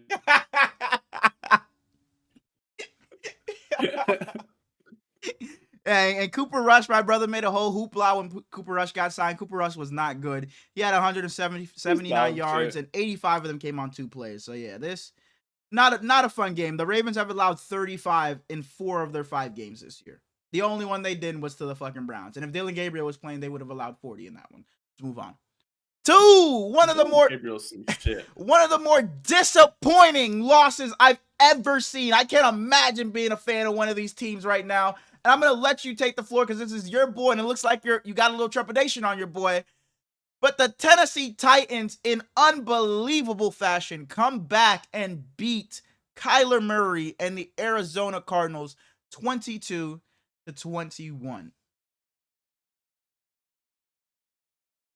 The Titans come into this game on a 10-game losing streak. I think that their coach wears a wig and a red nose every week. I don't think he's a very good coach. Marvin Harrison had one of his best games of his career. Amari DiMercado, 72-yard touchdown, rushing touchdown. He had 3 carries, one of them being a 72-yard touchdown. He got his job taken by Michael Carter, who was damn near out of the league. And he wants to drop the ball before he walks across the line. And Jonathan Gannon was on that sideline ripping his ass. And he apologized in the team meetings and everything, but like he was ripping his ass. Oh my, it's the dumbest shit, bro. How many times are we gonna see that? How many times are we gonna see that shit, bro? It's ridiculous. It is ridiculous. Like, I don't even got shit to say about it no more. Go ahead, sorry. Kyler Murray gets banged up in this game, and if you want to blame that for the reason that he didn't look great to end it, whatever. But it shouldn't have been this close in the first place. This shouldn't have been a game that it was able to come back on. You mentioned the Tyler Lockett touchdown earlier. Cam Ward throws a pick. They fumble in the end zone for a fucking touchdown. Like, what are we doing, bro? Like, honestly, one of the goofiest things I've ever seen. Like, you just look like you're out of a fucking like straight out of Tom and Jerry. Like literally out of a fucking cartoon. That's exactly what it looked like. That's exactly what I was looking for. Like Tom and Jerry, fucking Looney Tunes or some shit. That's exactly what it looked like. Just the goofiest play I've ever seen. Cam Ward has gotten a lot of shit to start his season, start his career, which he doesn't deserve. He has no talent around him, but he walked this fucking Cardinals defense down. Walked them down. No slight to him at all, but if Cam Ward can do that with who's around him, y'all got no chance if Mac Jones is playing against you. You got no chance if Sam Darnold's playing against you. You got no fucking chance if Matt Stafford's playing against you. So I don't see a world. They got a chance, huh? They got a chance if Brock Purdy's doing that. Fucking continue, bro. Yeah, they got a massive chance if he's out there. I would probably pick the Cardinals. But I just don't see a world where the Cardinals aren't the 4th seed in this division, which is sad because I thought that they had a real chance to fight for it. I never saw that. And Kyler. Oh man. Kyler is easily one of my 7 favorite quarterbacks in football, which is a lot because I love my quarterbacks. You know, I got Lamar, I got CJ, I got Justin, I got Bryce. Kyler might have been right after them. Clock's ticking. I can't say he's falling down the list in my heart, but like, clock is ticking, Kyler. I just don't know how much longer of a leash you have, and I can't even fully blame him because there's like, he doesn't want to run anymore, which is whatever. It's something with the psyche. I feel like he's afraid he's gonna get hurt every time he runs, and he's just not big enough to see like some of the stuff that like a 6'6" Trevor Lawrence. Kyler can't do everything he can. It just wasn't blessed with the same body. So I mean, love the guy to death, but man, they're tough to watch. And like you said, it's not always Kyler's fault. Like this game, I'm not saying Kyler, you're the reason why they lost, but I just don't know how many times I've gone, Kyler, you were just spectacular. You were the reason why they won. Like it may not always be him to blame, but it's never. I feel like I'm not too often just praising Kyler for just a spectacular performance that he had. Because like Kyler's just always just there. I think that's the problem. He's neither one or the other. Yeah. Moving on to the game of the week. Both of your guys, Sam Darnold and Baker Mayfield, put on a show, a classic. The Buccaneers beat the Seahawks 38-35 on a game-winning field goal from Chase McLaughlin after a tipped interception from Sam Darnold. What a fucking game. What a game. These are your guys. Go ahead. You say both of your guys. You're wrong. You're wrong to go to Baker and Sam. Like, I love them to death. Both of your other guys, your guys were all over the field. Your guys were all over the field. You're right. You're Both absolutely of right. your guys, we got JSN on Yep. one side and Yep. Emeka Egbuka on the other. Oh my gosh, this was an orgasmic viewing experience. Another guy in Rachaad White in this game. This is probably, you fucking had a time of your life during this game. The first half damn near had ended and nothing had happened. It was 6-0 with like 5 minutes left in the second quarter. Rachaad White gets a touchdown. The Buccaneers are up 13-0, and it's starting to say, damn, are the Seahawks even going to fight back? Because we know what the Buccaneers are. The Seahawks are still a little bit of a question mark. Charbonnet ends up getting one after JSN had got one. The Seahawks go up 14-13. And at that point, it's like we have a game. Boom, boom. We go back and forth. Exactly. We already talked about the octopus Ibuka guy. Punching it to 21-14.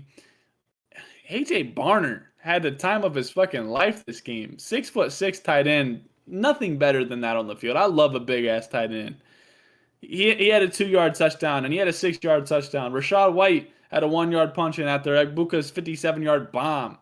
And at that point in the game, it's 28-28. And it is, as you said, boom, boom, boom. Reek Woolen went out with the concussion. Sam Darnold had that little magical throw over on the side to Torrey Horton. Hey, boy, not to cut you off. Sam Darnold, I'm watching. Just know I'm watching Sam Darnold, and we may have to have some talks about you, my friend. We may have to have some talks about you, because Sam Darnold, he's that fucking dude. He might be in that top top. I'm not gonna say anything. He might be in there. He might be in there. He might be in there. Sam Darnold might be stamping himself as a top. He's not uno, dos, tres, or cuatro. Sam Darnold's a top 10 quarterback. Cinco seis, he's in there. Sam Darnold's a top 10 quarterback right now. Sam Darnold's been absolutely fucking balling this year. That throw to Torrey Horton, sorry. Sam Darnold, you've been phenomenal, bro. Like, I can't say anything bad about the guy. We talked about him coming into the season. Man, he's just not going to be able to do it. Not the same weapons, bad offensive line. He's not going to be able to make plays outside of structure. And he's done that and then some. Whenever he has to run outside of the pocket, he's making throws like that touchdown pass we just talked about. Sam Darnold's been damn near perfect. The Seahawks have been damn good this year. They even with the loss, it is what it is. They're 3-2. I think they can still easily win this division. One of the better teams in the NFC. Sam Darnold has the Seahawks looking like a let me not say contender, but I wouldn't be surprised if they beat anybody on any week. Sam Darnold has the Seahawks playing that well, man. And their defense wasn't great this past weekend, but I know their defense is a lot better than that. Sam Darnold, bro, you're absolutely balling. I love to see it, man. I love to see it. After Sam Darnold's beautiful throw to Torrey Horton, the Buccaneers drive down the field, and Baker throws a 100-mile-per-hour fastball to Sterling Shepard in the end zone for a touchdown, tying up the game. Sterling Shepard, under the radar player so far this season, but he has been very good as well. And once God's back, once Mike Evans is back, he's gonna fall back down the depth chart, which sucks because he's so good. But that ties the game 35-35. And unfortunately, Sam starts a little drive, gets absolutely fucking drilled, and throws a pick to Levante David. Baker only has to get about 15 yards to kick the field goal. He does it. Chase McLaughlin drills the 52-game winner. And Tampa walks out of here with a win. But just an amazing game, man. It felt like whoever had the ball last was going to win it. If Sam, that ball doesn't get doinked off of someone's helmet, Sam probably goes down and wins it. But yeah, this was a great game all around. Seahawks should not be upset. I mean, yeah, you're upset, but shouldn't hang their heads over this loss. This is a really great game from Sam Darnold and the Seahawks. They'll be all right. Moving on to one where we don't need to spend much time on. The Lions beat the Bengals 37-24. You may think, oh, it was only 13-point loss. Nah, the Lions were whooping ass for the entirety of this game. Jake Browning got it going late in this game, scored a few touchdowns and made the score look a little closer. Jake Browning stinks. Bengals traded for Joe Flacco today. Hopefully the offense can look a little better. Lions are maybe the best team in football. They're just whooping on everybody. And that's all I got to say about this game. The Lions all lioned. My question for you, does trading for Joe Flacco change anything? I think it raises your ceiling a bit. I think with the way Jake Browning was playing, because I thought when Jake Browning came in, like when Joe Burrow just got hurt, I was like, okay, since he can maybe still be hovering around the playoffs, and then if Joe can come back with a few games left, he can maybe punch them in. But then I saw the way Jake Browning was playing, and I was like, oh, there's no fucking chance these guys make the playoffs. But with Joe Flacco coming in, I think maybe if he plays just average football, a little bit above average football, he can do what I thought Jake Browning was going to do and maybe have them hovering around to where Joe Burrow can come in and maybe Joe Burrow has to run the table, go 4-0, 3-0, 5-0, whatever it is, and maybe they have a chance to get in. I don't think they'll be great, like Joe Flacco's going to make them great or anything. They're about to go and win 6 out of their next fucking 7 games or something. No. But I think he's an upgrade over Jake Browning for sure. I think that he's not going to turn the ball over like Jake Browning did. I think Jake Browning was absolutely fucking putrid. I don't think he could have really played much worse. And it sucks because a lot of people were excited for Jake Browning to get his little shot once Burrow went down, because last time he did, he was good.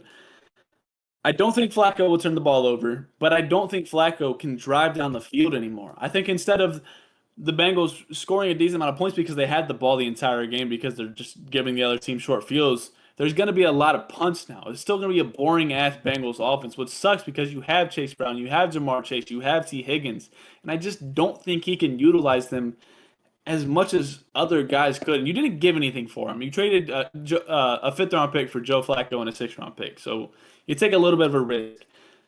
But I just think there was other guys out there you could have gotten that would have done more for you. Because this whole time they were like, we like Jake Browning, we're gonna stick with Jake Browning. So I'm thinking, okay, well, it is what it is. But if you're going to trade for a guy, I don't understand why Joe Flacco was your guy. I don't understand why you landed on Joe Flacco. It just didn't make much sense. And I would like to think it's because it was just the easy choice. Like if they can find someone else, they can just wipe their hands of Joe Flacco. But I don't think he does anything for him. Like, I don't think he changes a damn thing. I think he'll get the ball in their weapons' hands more often than Jake Browning did. And like you said, not turn the ball over as much. But I think he will make it a focal point to get Jamar Chase going, not when it's the fourth quarter and the game's already out of hand. I think Joe Flacco will get the ball in Jamar Chase and T. Higgins' hands a lot more than Jake Browning did. So I think that's a plus. And I don't think he's going to be throwing 3 interceptions every game like fucking Jake Browning did. So I think that gives him a bit more of a chance as well. That's fair. I think a good amount of like casual NFL fans are still seeing Joe Flacco as the guy from 3 years ago that came into Cleveland and saved the Browns season. And I just don't think he's anywhere close to the same guy that he was then. And maybe he proves me wrong and he just makes simple reads and, as you said, gets those weapons the ball. But we'll see. I guess that's why you watch the game. And I think him with that short passing game, I think that opens up Chase Brown a lot more too, because that's what Chase Brown really thrived on last year with Joe Burrow and him breaking out. He had that short passing game. That was their run game, just dumping it off to Chase Brown. So I think Joe Flacco can get that going with Chase Brown as well. But shit, I was gonna say something else about the fucking Bengals and I really forgot. It is what it is. That shit don't matter. Oh, Joe Flacco has played for 3 teams in the AFC North now. Do we see him play for the Steelers one day? He's played for the Ravens, the Browns, and now the Bengals. No, we don't see the Steelers one day. He's cooked. All right, moving on to a disappointing loss, man. The Commanders beat the Chargers 27-10. They whooped that ass, bro. The Chargers started this game up 10-0. 10-0, bro. Oh my gosh.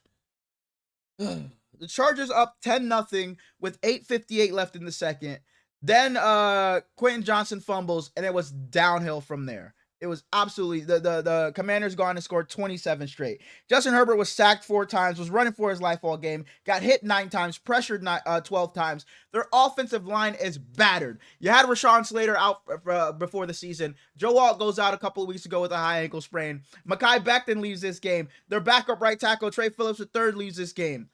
Their offensive line is absolutely battered. And Jim Harbaugh said he was going to make it a point that his offensive line was going to be able to protect Justin Herbert. And my goodness, they are not protecting him for a damn thing. And now you have Amarian Hampton hurt. Your offensive line is some shit right now.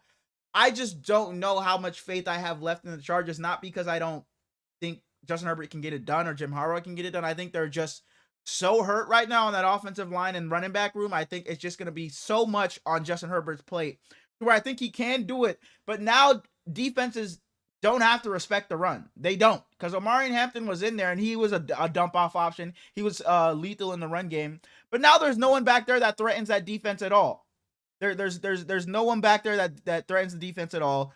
So I think Justin Herbert's going to have a rough time making that offense look competent. I think he can do it, but I'm a bit skeptical, and I think the Chargers have lost themselves that clear cut. I don't even fuck clear cut. I don't think the Chargers are winning the division anymore. I think it's the Chiefs or Broncos. Cause I think the Chargers are too beat up, and the Chiefs, even though they did lose on Monday Night Football, I think their offense is looking a lot better. And Bo Nix and the Broncos, I trust their defense, and Bo Nix has looked good at times. I think the Broncos will be better than the Chargers.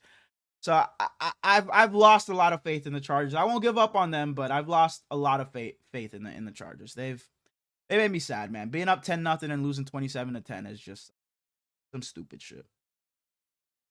You know who the Chargers brought in for their playoff run last year? You know that running back room was hurt. Like, hurt.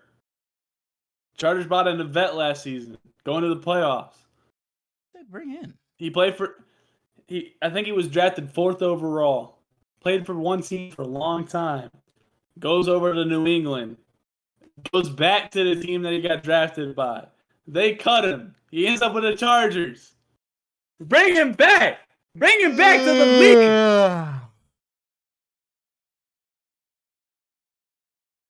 You gonna tell me he couldn't be better than fucking Hassan Haskins right now? There's a reason he's not. Are you gonna look me in the fucking eyes and tell me he couldn't be better than Kamani Vidal right now? That's exactly what Well, you fucking goofing. Moving on to Sunday Night Football. We had an upset. The New England Patriots go into Buffalo. It's Stephon Diggs' revenge game and beat the Buffalo Bills. Plug, shout out to you. Drake Maye was outstanding in this game. Chris Collinsworth talked about it in this game. He was like, don't let Drake Maye get running out right. Don't let Drake Maye run out right. And every time he did it, he was on the fucking money. I mean, that one throw where he's been being dragged down by a defensive lineman, and he still somehow gets the ball off to Stephon Diggs, and Stephon Diggs takes it for a first down. Drake Maye was absolutely balling this game. He was spectacular. Stephon Diggs, his revenge game, he was amazing. Back-to-back 100-yard games for him for the first time since I think it was 2023 when he was with the Buffalo Bills. Stephon Diggs was great.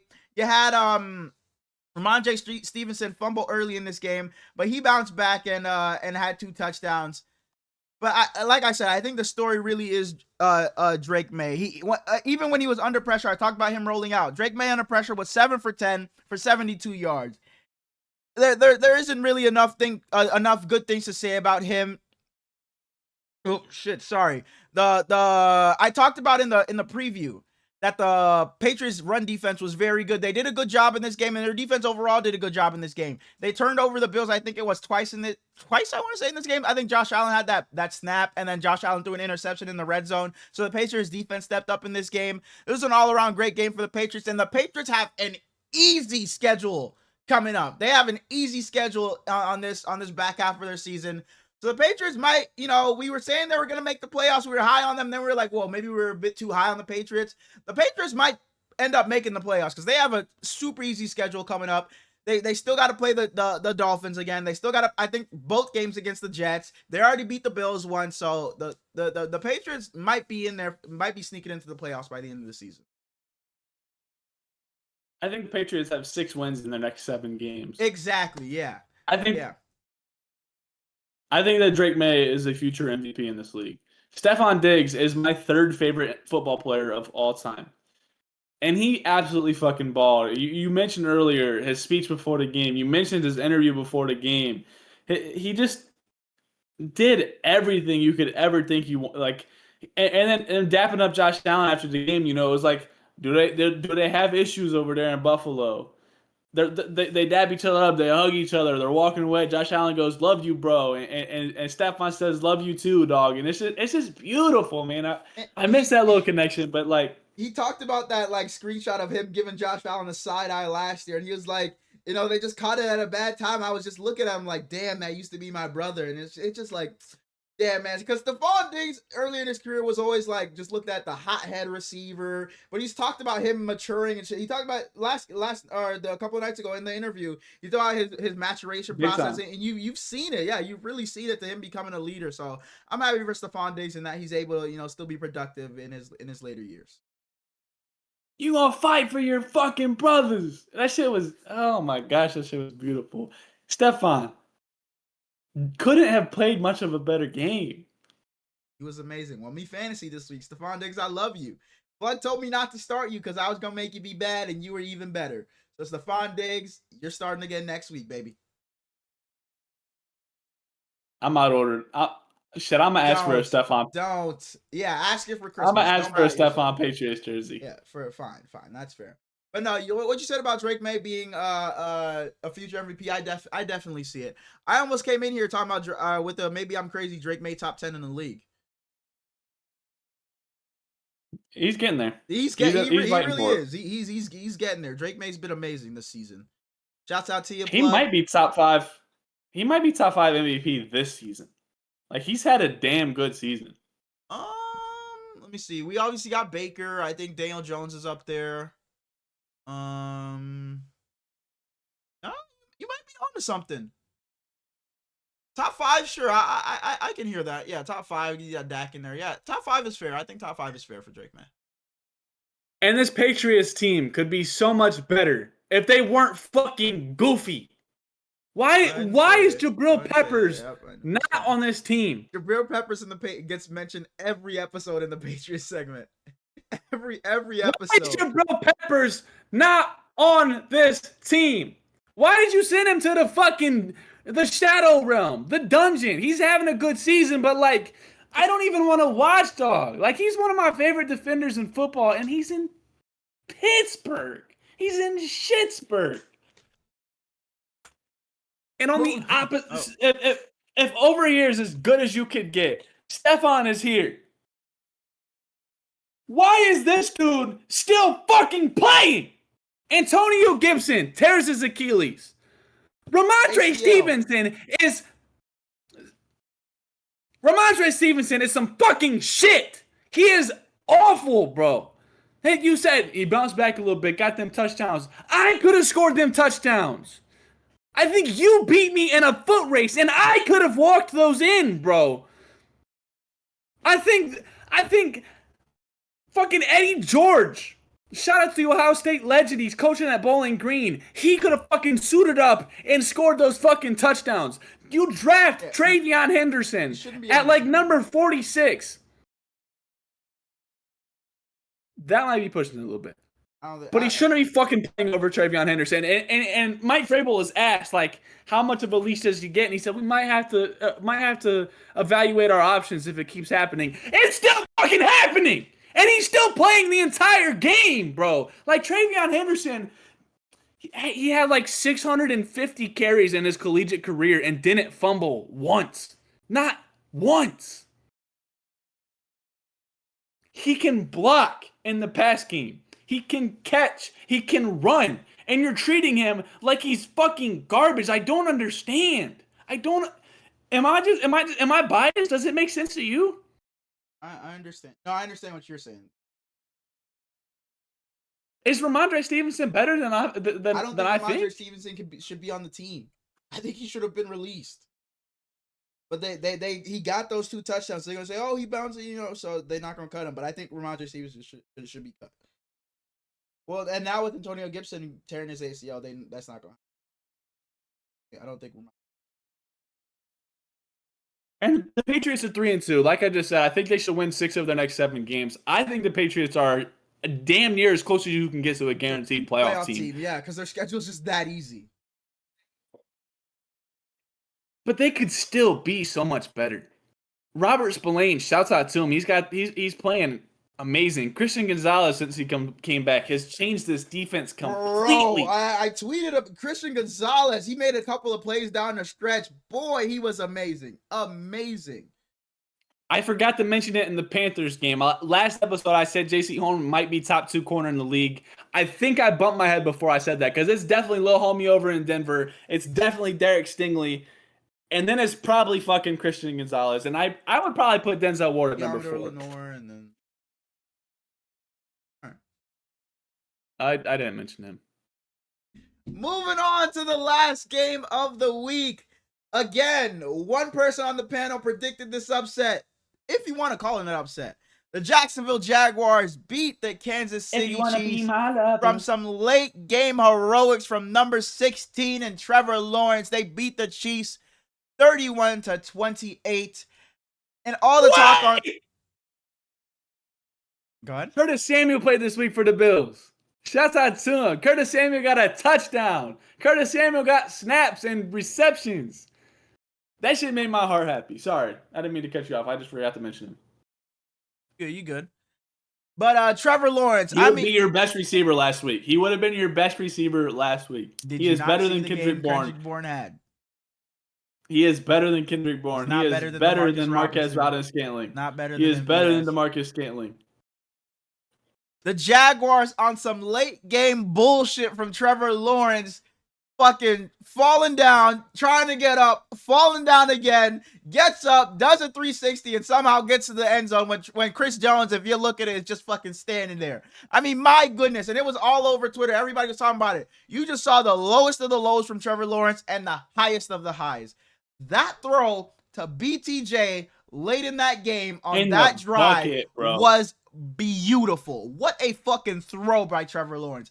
But then every now and then you're looking at Trevor, and it's like, Trevor, you're just running into fucking sacks. You're running into dudes. Like, what the fuck are you doing back there in that pocket? But then he makes a throw like that. You saw the ups and downs of Trevor. Then for him to get that, fall down and get back up and score it. And Trevor did that a couple of times in this game. He showed his work on the ground. I think he had like 3 pretty big scrambles. He had 2 touchdowns on the ground, and he had another one that went pretty well. Yeah, he did his thing on the ground. But the Jags, man, that defense, Devin Lloyd, pick 6 in this game, 99 yards. They continue to just turn people over, and that defense is just making plays, man. They are absolutely balling. I was absolutely wrong about this defense. We talked about it, but all they got is those edges. Boy, Devin Lloyd said, shut your bitch ass up. Shut your bitch ass up. Because he's probably the defensive player of the year front runner right now. He's absolutely balling. No, he gave us the biggest middle finger. The Jags defense is balling. Where I thought it was going to be their offense that's super special, but no, it's their defense that's balling, and their offense is taking some time to get there. But I think they will get there eventually. And even if they don't get there, the Jags seem to be a good team. The Jags are 4-1 now, competing for that division title, competing for a legit playoff spot. I did not think I would be saying this early into the season. I thought the Jags would for sure be a wild card team, but here they are, 4-1. A great win by the Jags, but on the Chiefs side of things, definitely a disappointing loss if you're the Chiefs. You come off the game against the Ravens and it's like, okay, this was our get right game. Now this is where we start, stacking things up. The Chargers had just fumbled back-to-back games. We can win here and now tie things up with the Chargers. But then you drop this game. But what I will say, at least the Chiefs offense looks like it's gotten it together. That looks like the Ravens was the get-right game for the Chiefs. Patrick Mahomes is starting to look like Patrick Mahomes again. He's airing the ball out yet again. So the Chiefs offense has gotten it going, but the Chiefs as a whole, as a collective, seem like they're still not there yet. I don't know how long it's going to take for them to get there, but I hope to see that soon, because I really think this is the Broncos' division to lose now. But this game is really about the Jags, and the Jags being super legit playoff contenders. So shouts out to you, Suge in Jacksonville. Trevor Lawrence, you did your thing when the game was on the line and the game mattered the most. Devin Lloyd, your defensive player of the year up until this point. Liam Cohen, you're doing your thing over there. One of the early candidates for coach of the year as well. So shouts out to you, Jacksonville. I was trying to remember who it was. I want to say it was Chamari Connor, but I could be wrong. But the DPI that cost them the game at the end, give Trevor the ball on the 1. Oh, I think it was Chamari Connor, but I could be wrong. I know the number. Wasn't it number 23? 27? 27. Yes, it was 27. No, you're right. So it was Chamari Connor. Yes, it was number 27 because it was number 6 and he fucking celebrated. Yeah. He celebrated at the end, and then the flag got called. And you just see Andy Reid on the sideline look pissed. But did you see the PFF gradings for this game for the Jaguars? Take a guess on who you think the highest graded offensive player was in this game for the Jags. Travis Hunter. Yeah. It was Travis Hunter. Good. Take a guess on who you think the highest graded defensive player was in this game. Well, was it Travis Hunter? Travis Hunter was the highest rated player on both sides of the ball, bro. He was phenomenal in this shit. I hope this doesn't last his career, though, but I like it. I like it. Why? I just hope he doesn't play both sides of the ball for his career. I don't think he'll last long. That's fair. I don't have much more to say about this game. You mentioned the BTJ catch on the right side of the field. The very next play to Diami Brown was just as good on that out route. Trevor Lawrence was masterful. He was just absolutely phenomenal. And this is the guy we've been asking for since he got drafted. Is that guy from Clemson ever going to show flashes? Here he is. This is who we wanted. He's got Duel. Hey, that interception he threw was some bullshit. Because on first glimpse, Susan was texting in the group chat. We were both like, boy, Trevor, what the fuck did you just throw? Like, that was fucking putrid. I was like, okay, I gotta see, because Trevor started complaining immediately, like, where the fuck was the flag?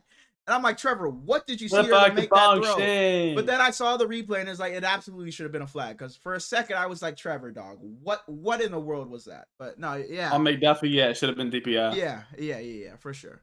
Yeah, that's all we got for the review this week.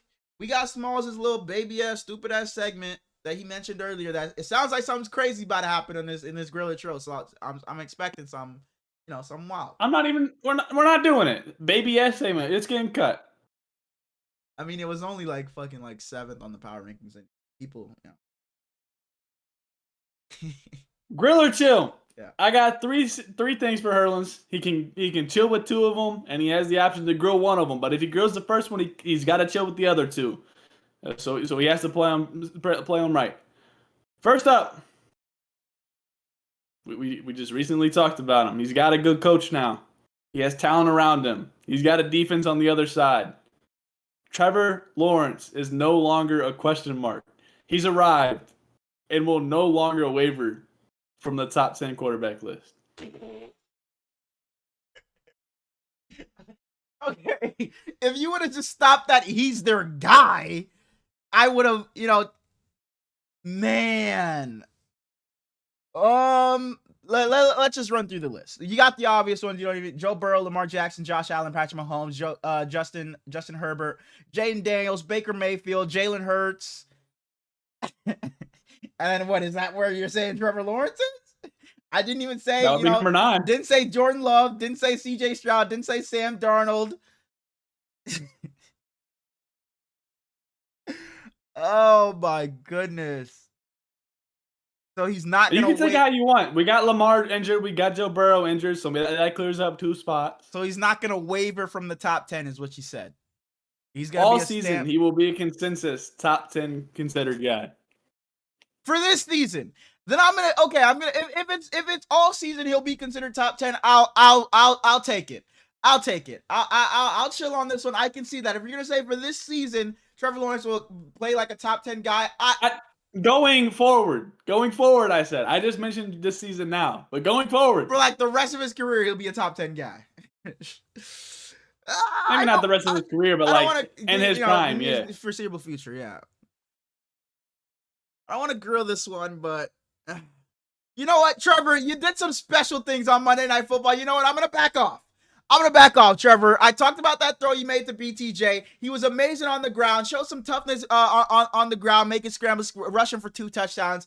He hasn't looked great those first few weeks with Liam Cohen, but he's gotten things going these past couple of weeks. The offense looked a lot better last night. So I'm going to say him and Liam Cohen just needed some time to gel things out. The Jags are 4-1. They look like a competent, good football team. I'm going to chill on this one and say, yeah, Trevor Lawrence is going to continue to play because I think he will continue to be damn good. So, fuck it. Top 10, sure. Trevor Lawrence, I got you. I hear you, Trevor Lawrence. I believe in you. I do believe in Trevor Lawrence. I still think he can be that guy. Next up, no less than 5 coaches will lose their jobs this season. Oh yeah. This was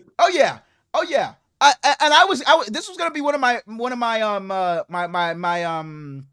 my hot takes that there was gonna be some, like, by week 8 or something, there's gonna be like fucking 4 of them like gone. Like I think John Harbaugh, this should be his last season. Zach Taylor, I think, is gone after this year. Who else are we looking at? Jonathan Gannon, I think, is gone. Brian Callahan is gone.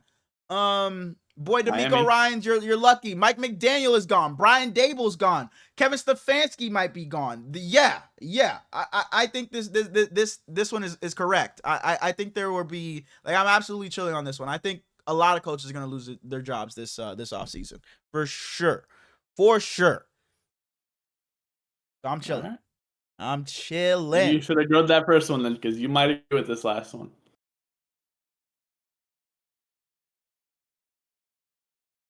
I'm not just talking about a sneak in. We're not talking 7 seed. A guaranteed, at worst, 6 seed. The New England Patriots are a solidified playoff team. Solidified. 5 or 6 at the worst. Maybe even winning the division. Yeah, I definitely should have grilled that. I definitely should have grilled that first one. Man, now it's like I gotta grill this and just pull something out of my ass. I mean, you play the Bills one more time, but other than that, you got the Saints. These are upcoming games. You got the Saints, you got the Titans, you got the Browns, the Falcons, the Bucks, the Jets, Bengals, Giants, Bills again, Ravens, Jets, Dolphins. I mean, for the sake of the fucking segment, I have to grill it. But realistically, what can I say? Let me change the thing. What can I say? Go ahead. The New England Patriots will win the AFC East. You're a jackass. You're a jackass. Absolutely not. Yes, they got this win over Buffalo, but I don't think that I don't think they'll beat Buffalo again, because Buffalo has the Falcons, the Panthers, the Dolphins, the Texans, the Steelers, the Bengals, the Browns, and the Jets still left on their schedule. And they do play some tough games, but even if they split these games, I think they'll still win this division. They have the Bucks, they have the Chiefs, they have the Eagles. Who else? And I think that's it. They have the Patriots again. Even if they split those, I think they win this division. I don't think the Patriots are gonna win this division. They're still a young team, so I don't know what they look like later in the season. I don't know if they even beat up on these teams that they're supposed to beat up on just yet. Yeah, they are. They should be favored, but I don't know if they do that. They should just be stamped to beat these bad teams, because who knows what the Patriots really are. For sure, I would take them, but to win the division, absolutely not. And if I'm gonna make a case for them to make the playoffs, against them making the playoffs, I think it would be not because of them, but because there's other teams out there. You have 3 teams from the AFC West that could possibly make it. If somehow Lamar Jackson comes back and he's just on some Superman shit and he runs the table, the Ravens make a play at it. But even then, the Patriots might have a better record by them at that point. You have the AFC South, who the Texans look like maybe they've turned the corner. They could have 3 playoff teams. So if I'm gonna make a case against the Patriots in your first take, not them winning the division, just them making the playoffs, it's not because of them. It's because that there's just 2 teams that could possibly have 3 playoff teams. So that would be the reason why I refrain from saying the Patriots are a locked playoff team. But if it's up to them, if they control their own destiny, they should make it. Fair enough. All right. Let's get into a little bit of a review. Yes, sir. Small stock market. Yes, sir. Start off with Rashard Smith. He ain't really do a damn thing. I said the Cardinals running backs, buy both of them. If you bought Michael Carter, you're looking like a smarter man than if you bought Amari DiMercato. Michael Carter's probably RB1 the rest of the season. I said buy both Rashad Wright and Rico Dowdle, and you would have won a lot of fucking money on them too, because they both hope. I said buy Jonas Sanker. Jonas Sanker has continued to be dominant. And I said Jalen Armour Davis. He played 94% of snaps this week. He had 9 tackles and a pass deflection, but he got absolutely fucking cooked. Moving on to the Fantasy 4-man. I lost. That's a bitch-ass segment. Moving on. Wow! Wow! Let's rewind to last week when I tried to cancel this shit. It was all, now you want to cancel it because he lost. No, read out those numbers. You got fucking bailed. You got bailed by Jake Browning playing buddy ball in the fourth quarter. Now I got bailed because I took Jamar Chase. Now me taking Jamar Chase is me getting bailed. Dak Prescott 29.28, Jahmyr Gibbs 16.7, Jamar Chase 34, and Hunter Henry 6.6. 34, man, he had fucking 7 in the first half. Well, what was your Kyler score? Murray gave me 15.3. Rashad White gave me 23.1. Jacoby Myers was a bad pick. He gave me 7.2. And Tyler Warren gave me 14.4. What is it? 3-2 my way or your? I know it's 3-2 some way. Is it 3-2 my way or your way? No, we missed a week because it's 2-2. It's 2-2. It's 2-2. Yeah, we missed a week. Oh, okay. I probably would have won that. So we can just say it's 3-2. Oh no, Who won last year? This one we can fucking skip. We can skip. We're not gonna do the pick. The Pickems got lost. I don't know what happened to them. Like Smallz usually keeps them on his computer, but that file got deleted. I usually keep them on paper, but a fire started in my room just on that paper, so that's gone. So, and it's like the last episode got corrupted, so we can't even go back and look at that. So we're just gonna move on. NFL Pickems for week 5. I was shitty. Let's just go back. Let's go back to week 4 real quick to let y'all know the record was 31-12 on Hurlin's side. I was coming off a great week too, where I only missed like 2. It was 10-4 last week. I think before that I was even better. No. No, last week. Oh shit. Sorry. But I was 7-7, so it made you look even better. 7-7 though, 500. Never catch me going negative. Negative? I was 27-16 last week, so he had four games up on me. This man went 5-8 this week. He got 8 games wrong. This is your job. Yeah, I have. And I don't know if you ever watched Red Zone, but Pierre be saying that all the time, like you get paid to do this. And Scott Hansen hit that this week when Amari Demercado dropped the ball. He was like, "What? I don't know how anybody could ever do that. This is your job. This is what you get paid to do." And he was just disgusted, rightfully so. That shit was disgusting, Demercado. But I went 8-5, so that makes the record. Hurlins is still up 1 on me, but we inched back this week. So that shouts out to me. And I'm gonna have Hurlins pick first every week from here on out, so he can't just cheat and copy me and win. Bad week for me. I really thought the Browns can do it. We both took the Giants, who should have won that game. They were up early. The fucking Eagles. You picked the Eagles? The Eagles, I literally said when we were previewing this game, I could switch by game time. It was a toss-up, that game. That game was pulling at my fucking heartstrings. The Seahawks were at home. I just gave them the nod. Fuck you, Arizona. And then the Chiefs, I thought they were back. I ended the slate terrible. Chargers, Bills, Chiefs, all lost. Bad week for you. We're going to bounce back next week. This won't happen again, I promise. He's really going to be a Charger by the end of the week. I can't wait. Shut your mouth. And that's all we got for football talk. To anyone for week 5, getting into week 6, though. Shit. Never mind. You did that every week last year. Yeah. Every week.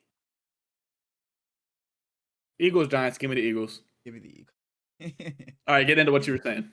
For anyone who's not a fan, it's not a coincidence that I have that back there making a return by popular demand. Nah, I'm just bullshitting. Go ahead with Salt Talk. Go ahead with Salt. Yeah. I think you lost connection. Shut your fucking mouth, bro. I told you I was gonna get in to watch the Seth and Cody segment. That pay-per-view is like at 8 a.m. by the way. This is in Australia. It's on this. I think it's this Saturday at like 8 a.m. Australia. You know who from there? She on the card. Her fine ass. She very likable. It's back. It's a review episode segment. And Sood said in the comments, it's like we're only gonna get on last episode, we're only gonna get small talk every episode if it gets sponsored. So if there are any sponsors out there that want to sponsor the small talk portion of the show, you can't stop my drive. Hey, no free promo. But just hit us up. Eventually, like one day when we're big time, you know who we're gonna have as a sponsor? The Snack That Smiles back. And that'll be the last day I'm ever on there because I'll have the goldfish next to me. But I'll tell you, it's this garbage ass, nasty ass, disgusting ass fucking snack, and they'll never want to sponsor us again. Oh, Just give them the little homie because you're not intelligent enough to understand how good goldfish are, apparently. I eat goldfish for lunch every day. Every single day. Well, your body fucking hates you every single day because they want to fucking throw that back up. 2 little snack packs of goldfish, a protein shake. We're living. I honestly, I despise them. I think they're repulsive. Get into small talk. I just don't understand how your opinions are so shit. Let's get into small talk. I think you thinking goldfish are bad is a worse take than you thinking Brock Purdy is good. Let's get into small talk. If you could instantly master one skill and keep it for the rest of your life, right now, what you choose? You give me these off the dome. It's like, I don't know. You got to give me some time. What would you choose? What would you choose? I don't know. That's why I so don't think about it. So you had this fucking question written down and just one skill that I could master. Like, if you could say like every language, but I think that's cheating. That's what I was gonna ask. I was gonna say, could I say every instrument? I was gonna say instrument or no. See, I think that's cheating too. Like the guitar would be a skill. Okay. If I could master, like I'm like one of the best. I might be singing. Yeah. Like singing or something like that. I think I'd do that. Oh, that would be sick. Yeah. Yeah. I think I'd go singing. I mean anything. Like the best fucking guitarist or something like that, you probably pretty well. But I think the best singer, best artist, I think that's what I'd go with. Speaking of singing, I slid up on the piano playing and said next thing you gotta learn is how to sing. That ain't happening. So what's yours? What are you gonna master? I think it's an easy decision for me just because of where I work. Like if I could be a master fucking airplane pilot. Okay. I like that. But singing is a really good one to just be off the top of your dome. Thank you. Next up, what's something small, like a minute thing in your life? Years. Opposite end of the spectrum. Oh, really? Let's do both. Let's do one of both. Let's do a grind your gears and one that also like genuinely makes you happy. A small thing that makes me happy. I got an easy one that grinds my gears. When people mock me, I just want to fucking punch them in the head. That shit pisses me off more than anything. Yeah, you've told me this. I hate. And my mom's the best at it. I just want to. Wow. Minute thing that makes me happy. That's a tough thing. No, for sure. It's like you think of things, but it's like that's not a small thing, you know. Like, I'm trying to think of something that like nobody really gives a fuck about, but to me, it makes. I actually got one for you. Because it happened to me today. Mm-hmm. I tried to be like courteous everywhere I go, like because at work we go to like I go pick up food from restaurants and stuff. I go to Kroger and get like snacks and stuff, or I'll go to like a Napa or like a parts store or something like that. And I always try to like be courteous, be kind to everybody that's working because you know we know how that shit goes. And sometimes they like don't reciprocate the kindness. But I had an older lady in Dunkin' Donuts today. And I think she kind of really appreciated my kindness towards her, and she was just giving it back, and it made my heart happy. And she even goes, "Thank you for being so open," because like they didn't have everything donut or everything bagels, and that's what the one guy asked for. So I just called him, was like, "Hey, what you want? They don't have that," and she seems appreciative of it. That's a really good one because I literally had that today. I texted you. I showed you the picture of I got the chicken Caesar wrap at I went to Just Salad, and that's what I got for lunch. And the lady, like, she was taking a while because she had a line.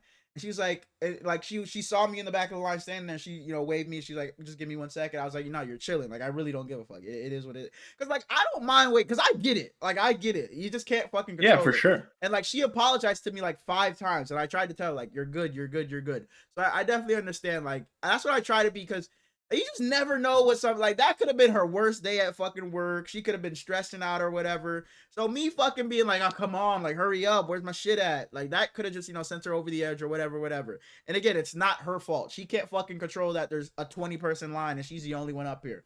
So I definitely understand that one. But I'm still trying to think of like something that Minute that And on the makes. same the Oh, same go wavelength, ahead. I was at a Mexican place yesterday, and there was this guy. He walked through the door, and I was waiting to go out, and he kind of just let the door close behind him instead of holding it open for me. No big deal. I didn't think anything of it. But then he looks at me and he was like, "Oh, I'm sorry, man. I didn't hold the door for you." I was like, "No, absolutely no problem. Don't worry about it." And I said that, and then I looked at him, and he's got like a bionic leg for his right leg, and then he's got a cane with him, and he's limping through the door. And like he still has the thought, like he felt bad that he didn't hold the door for me. I was like, "At- he should just never. That's not something he should worry about, man. You're struggling enough yourself." Hmm. But then It, we got people that can't put their carts away at a fucking grocery store.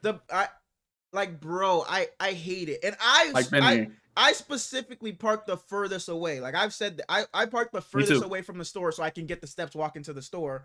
And I don't care if I bring my car all the way to the fucking car. I'm bringing that shit back, like every single time. I really don't even be bringing it to the fucking cart corral shit. I'd be bringing it back to the fucking store most of the times. But grinds my gears. I don't know how minute this is, but it's like lying, even if it's for the smallest thing, like just the deceptiveness or whatever it is. That I absolutely despise it. Like I cannot stand it. I hate it. I hate it. I get it. Everybody lies. Everybody whatever. But just I guess it's more so not lying, but just deceptiveness. I cannot stand it.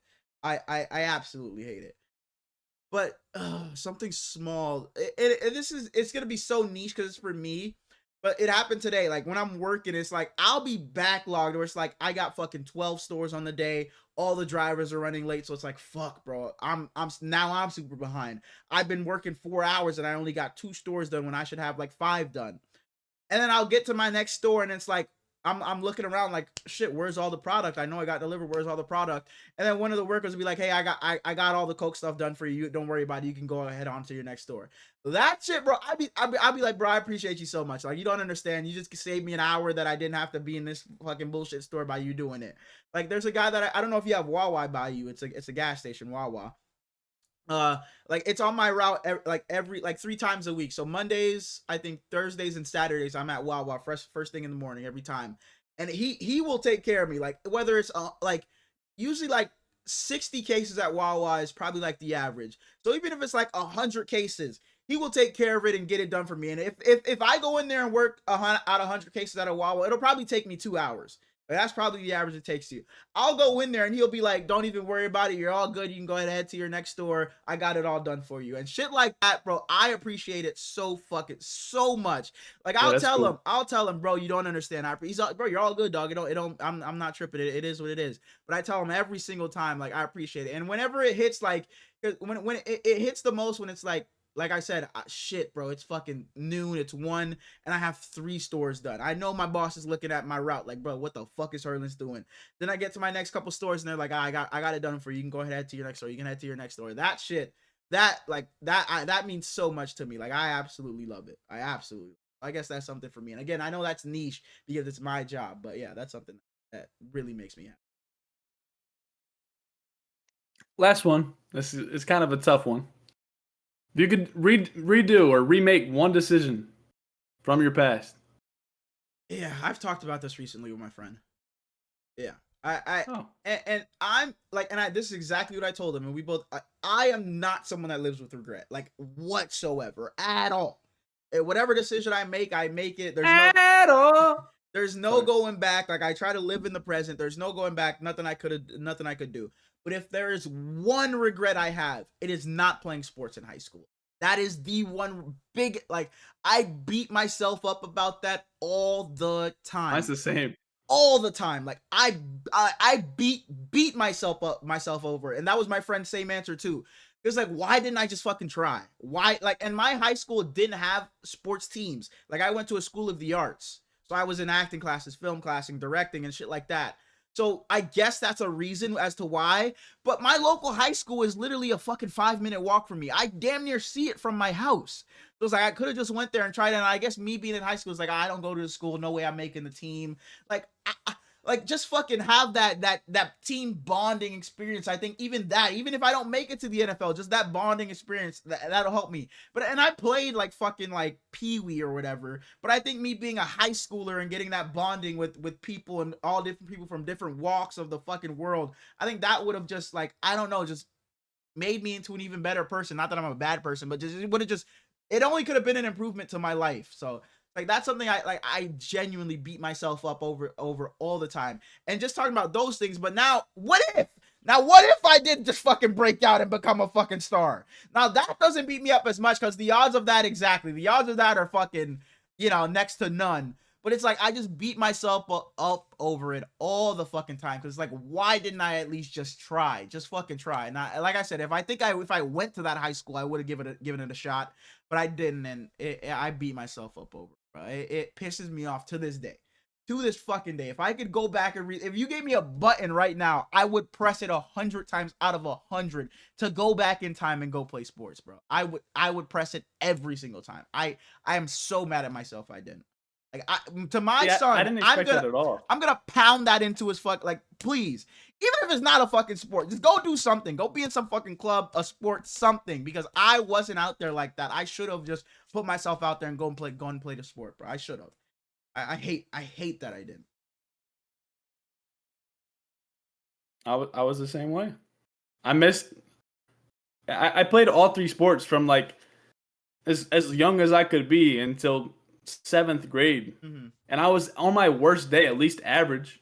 Right. And then I just stopped playing for no reason. Right. And like I was a big fucking middle schooler. I was a big fucking high schooler. Not that I'm fucking 6'5", 300, but who knows? Like literally, who knows what could have happened? Boy, I could have had one fucking good season, and that gets me an offer to this place. And even if I don't continue to go play, at least I'm in this fucking university. Now I'm doing this, and this off of it. Like, just so many things. Just, oh, man, I hate. And it's like, I was playing the fucking sports every day, like, not for a team. Me and my brother were walking to the park every day to go play basketball. We were throwing the football in our front yard every single day. Me and my brother played fucking Pee-wee. Like, why did I not just continue? Just, oh man, I hate myself for it. I hate myself. Hate myself is a little bit strong. Strong for sure. It is what it is. You're thinking of it in a different light, though. I like what you mentioned earlier more than like the next level shit, like the camaraderie. Because the friendships you make in like middle school sports. I'm not saying I lost all those or anything, but like they just didn't stay as strong as I wish some of them had. Like some of my best friends, they kept playing sports and my dumb ass didn't, and they just went different directions than I did. And I mean, that's what life is, but yeah, for sure. It just sucks, man. Exactly. Even if it's not a sport, getting into a fucking club, the chess club, the this club, the whatever. Like, we had a fantasy football club at my fucking high school, and I loved it, but it eventually just faded out. But I absolutely fucking loved it. It was amazing. We drafted players. It was kind of like Fantasy 4, man. We drafted players every fucking week. Like, when the draft came around, it was like 8 of us. Everybody got their team's division. So you're drafting for your team's division whenever the draft came around. Like, shit like that, I should have just done more of. And football or basketball, just a team sport, is the big, because there's so many people, so many different people you get to interact with. And it's like you said, it's like outside of high school, it's like, oh, what's up? We play football together, this and this. It's like, bro, and I just don't have any of that. So it just, yeah, pisses me. Like, I can't, I'm not gonna have my grandson talking about, hey, back in your day, your daddy was, I can't say any of that. I wasn't fucking playing. Man. The part I beat myself up even more about is because I wasn't playing. I hated myself for that at the time as well. So I didn't go to any of the games either. Like the people that if you're at the school, you still go to the high school football games. Sure. You still go to the basketball games. For sure. I didn't go to any.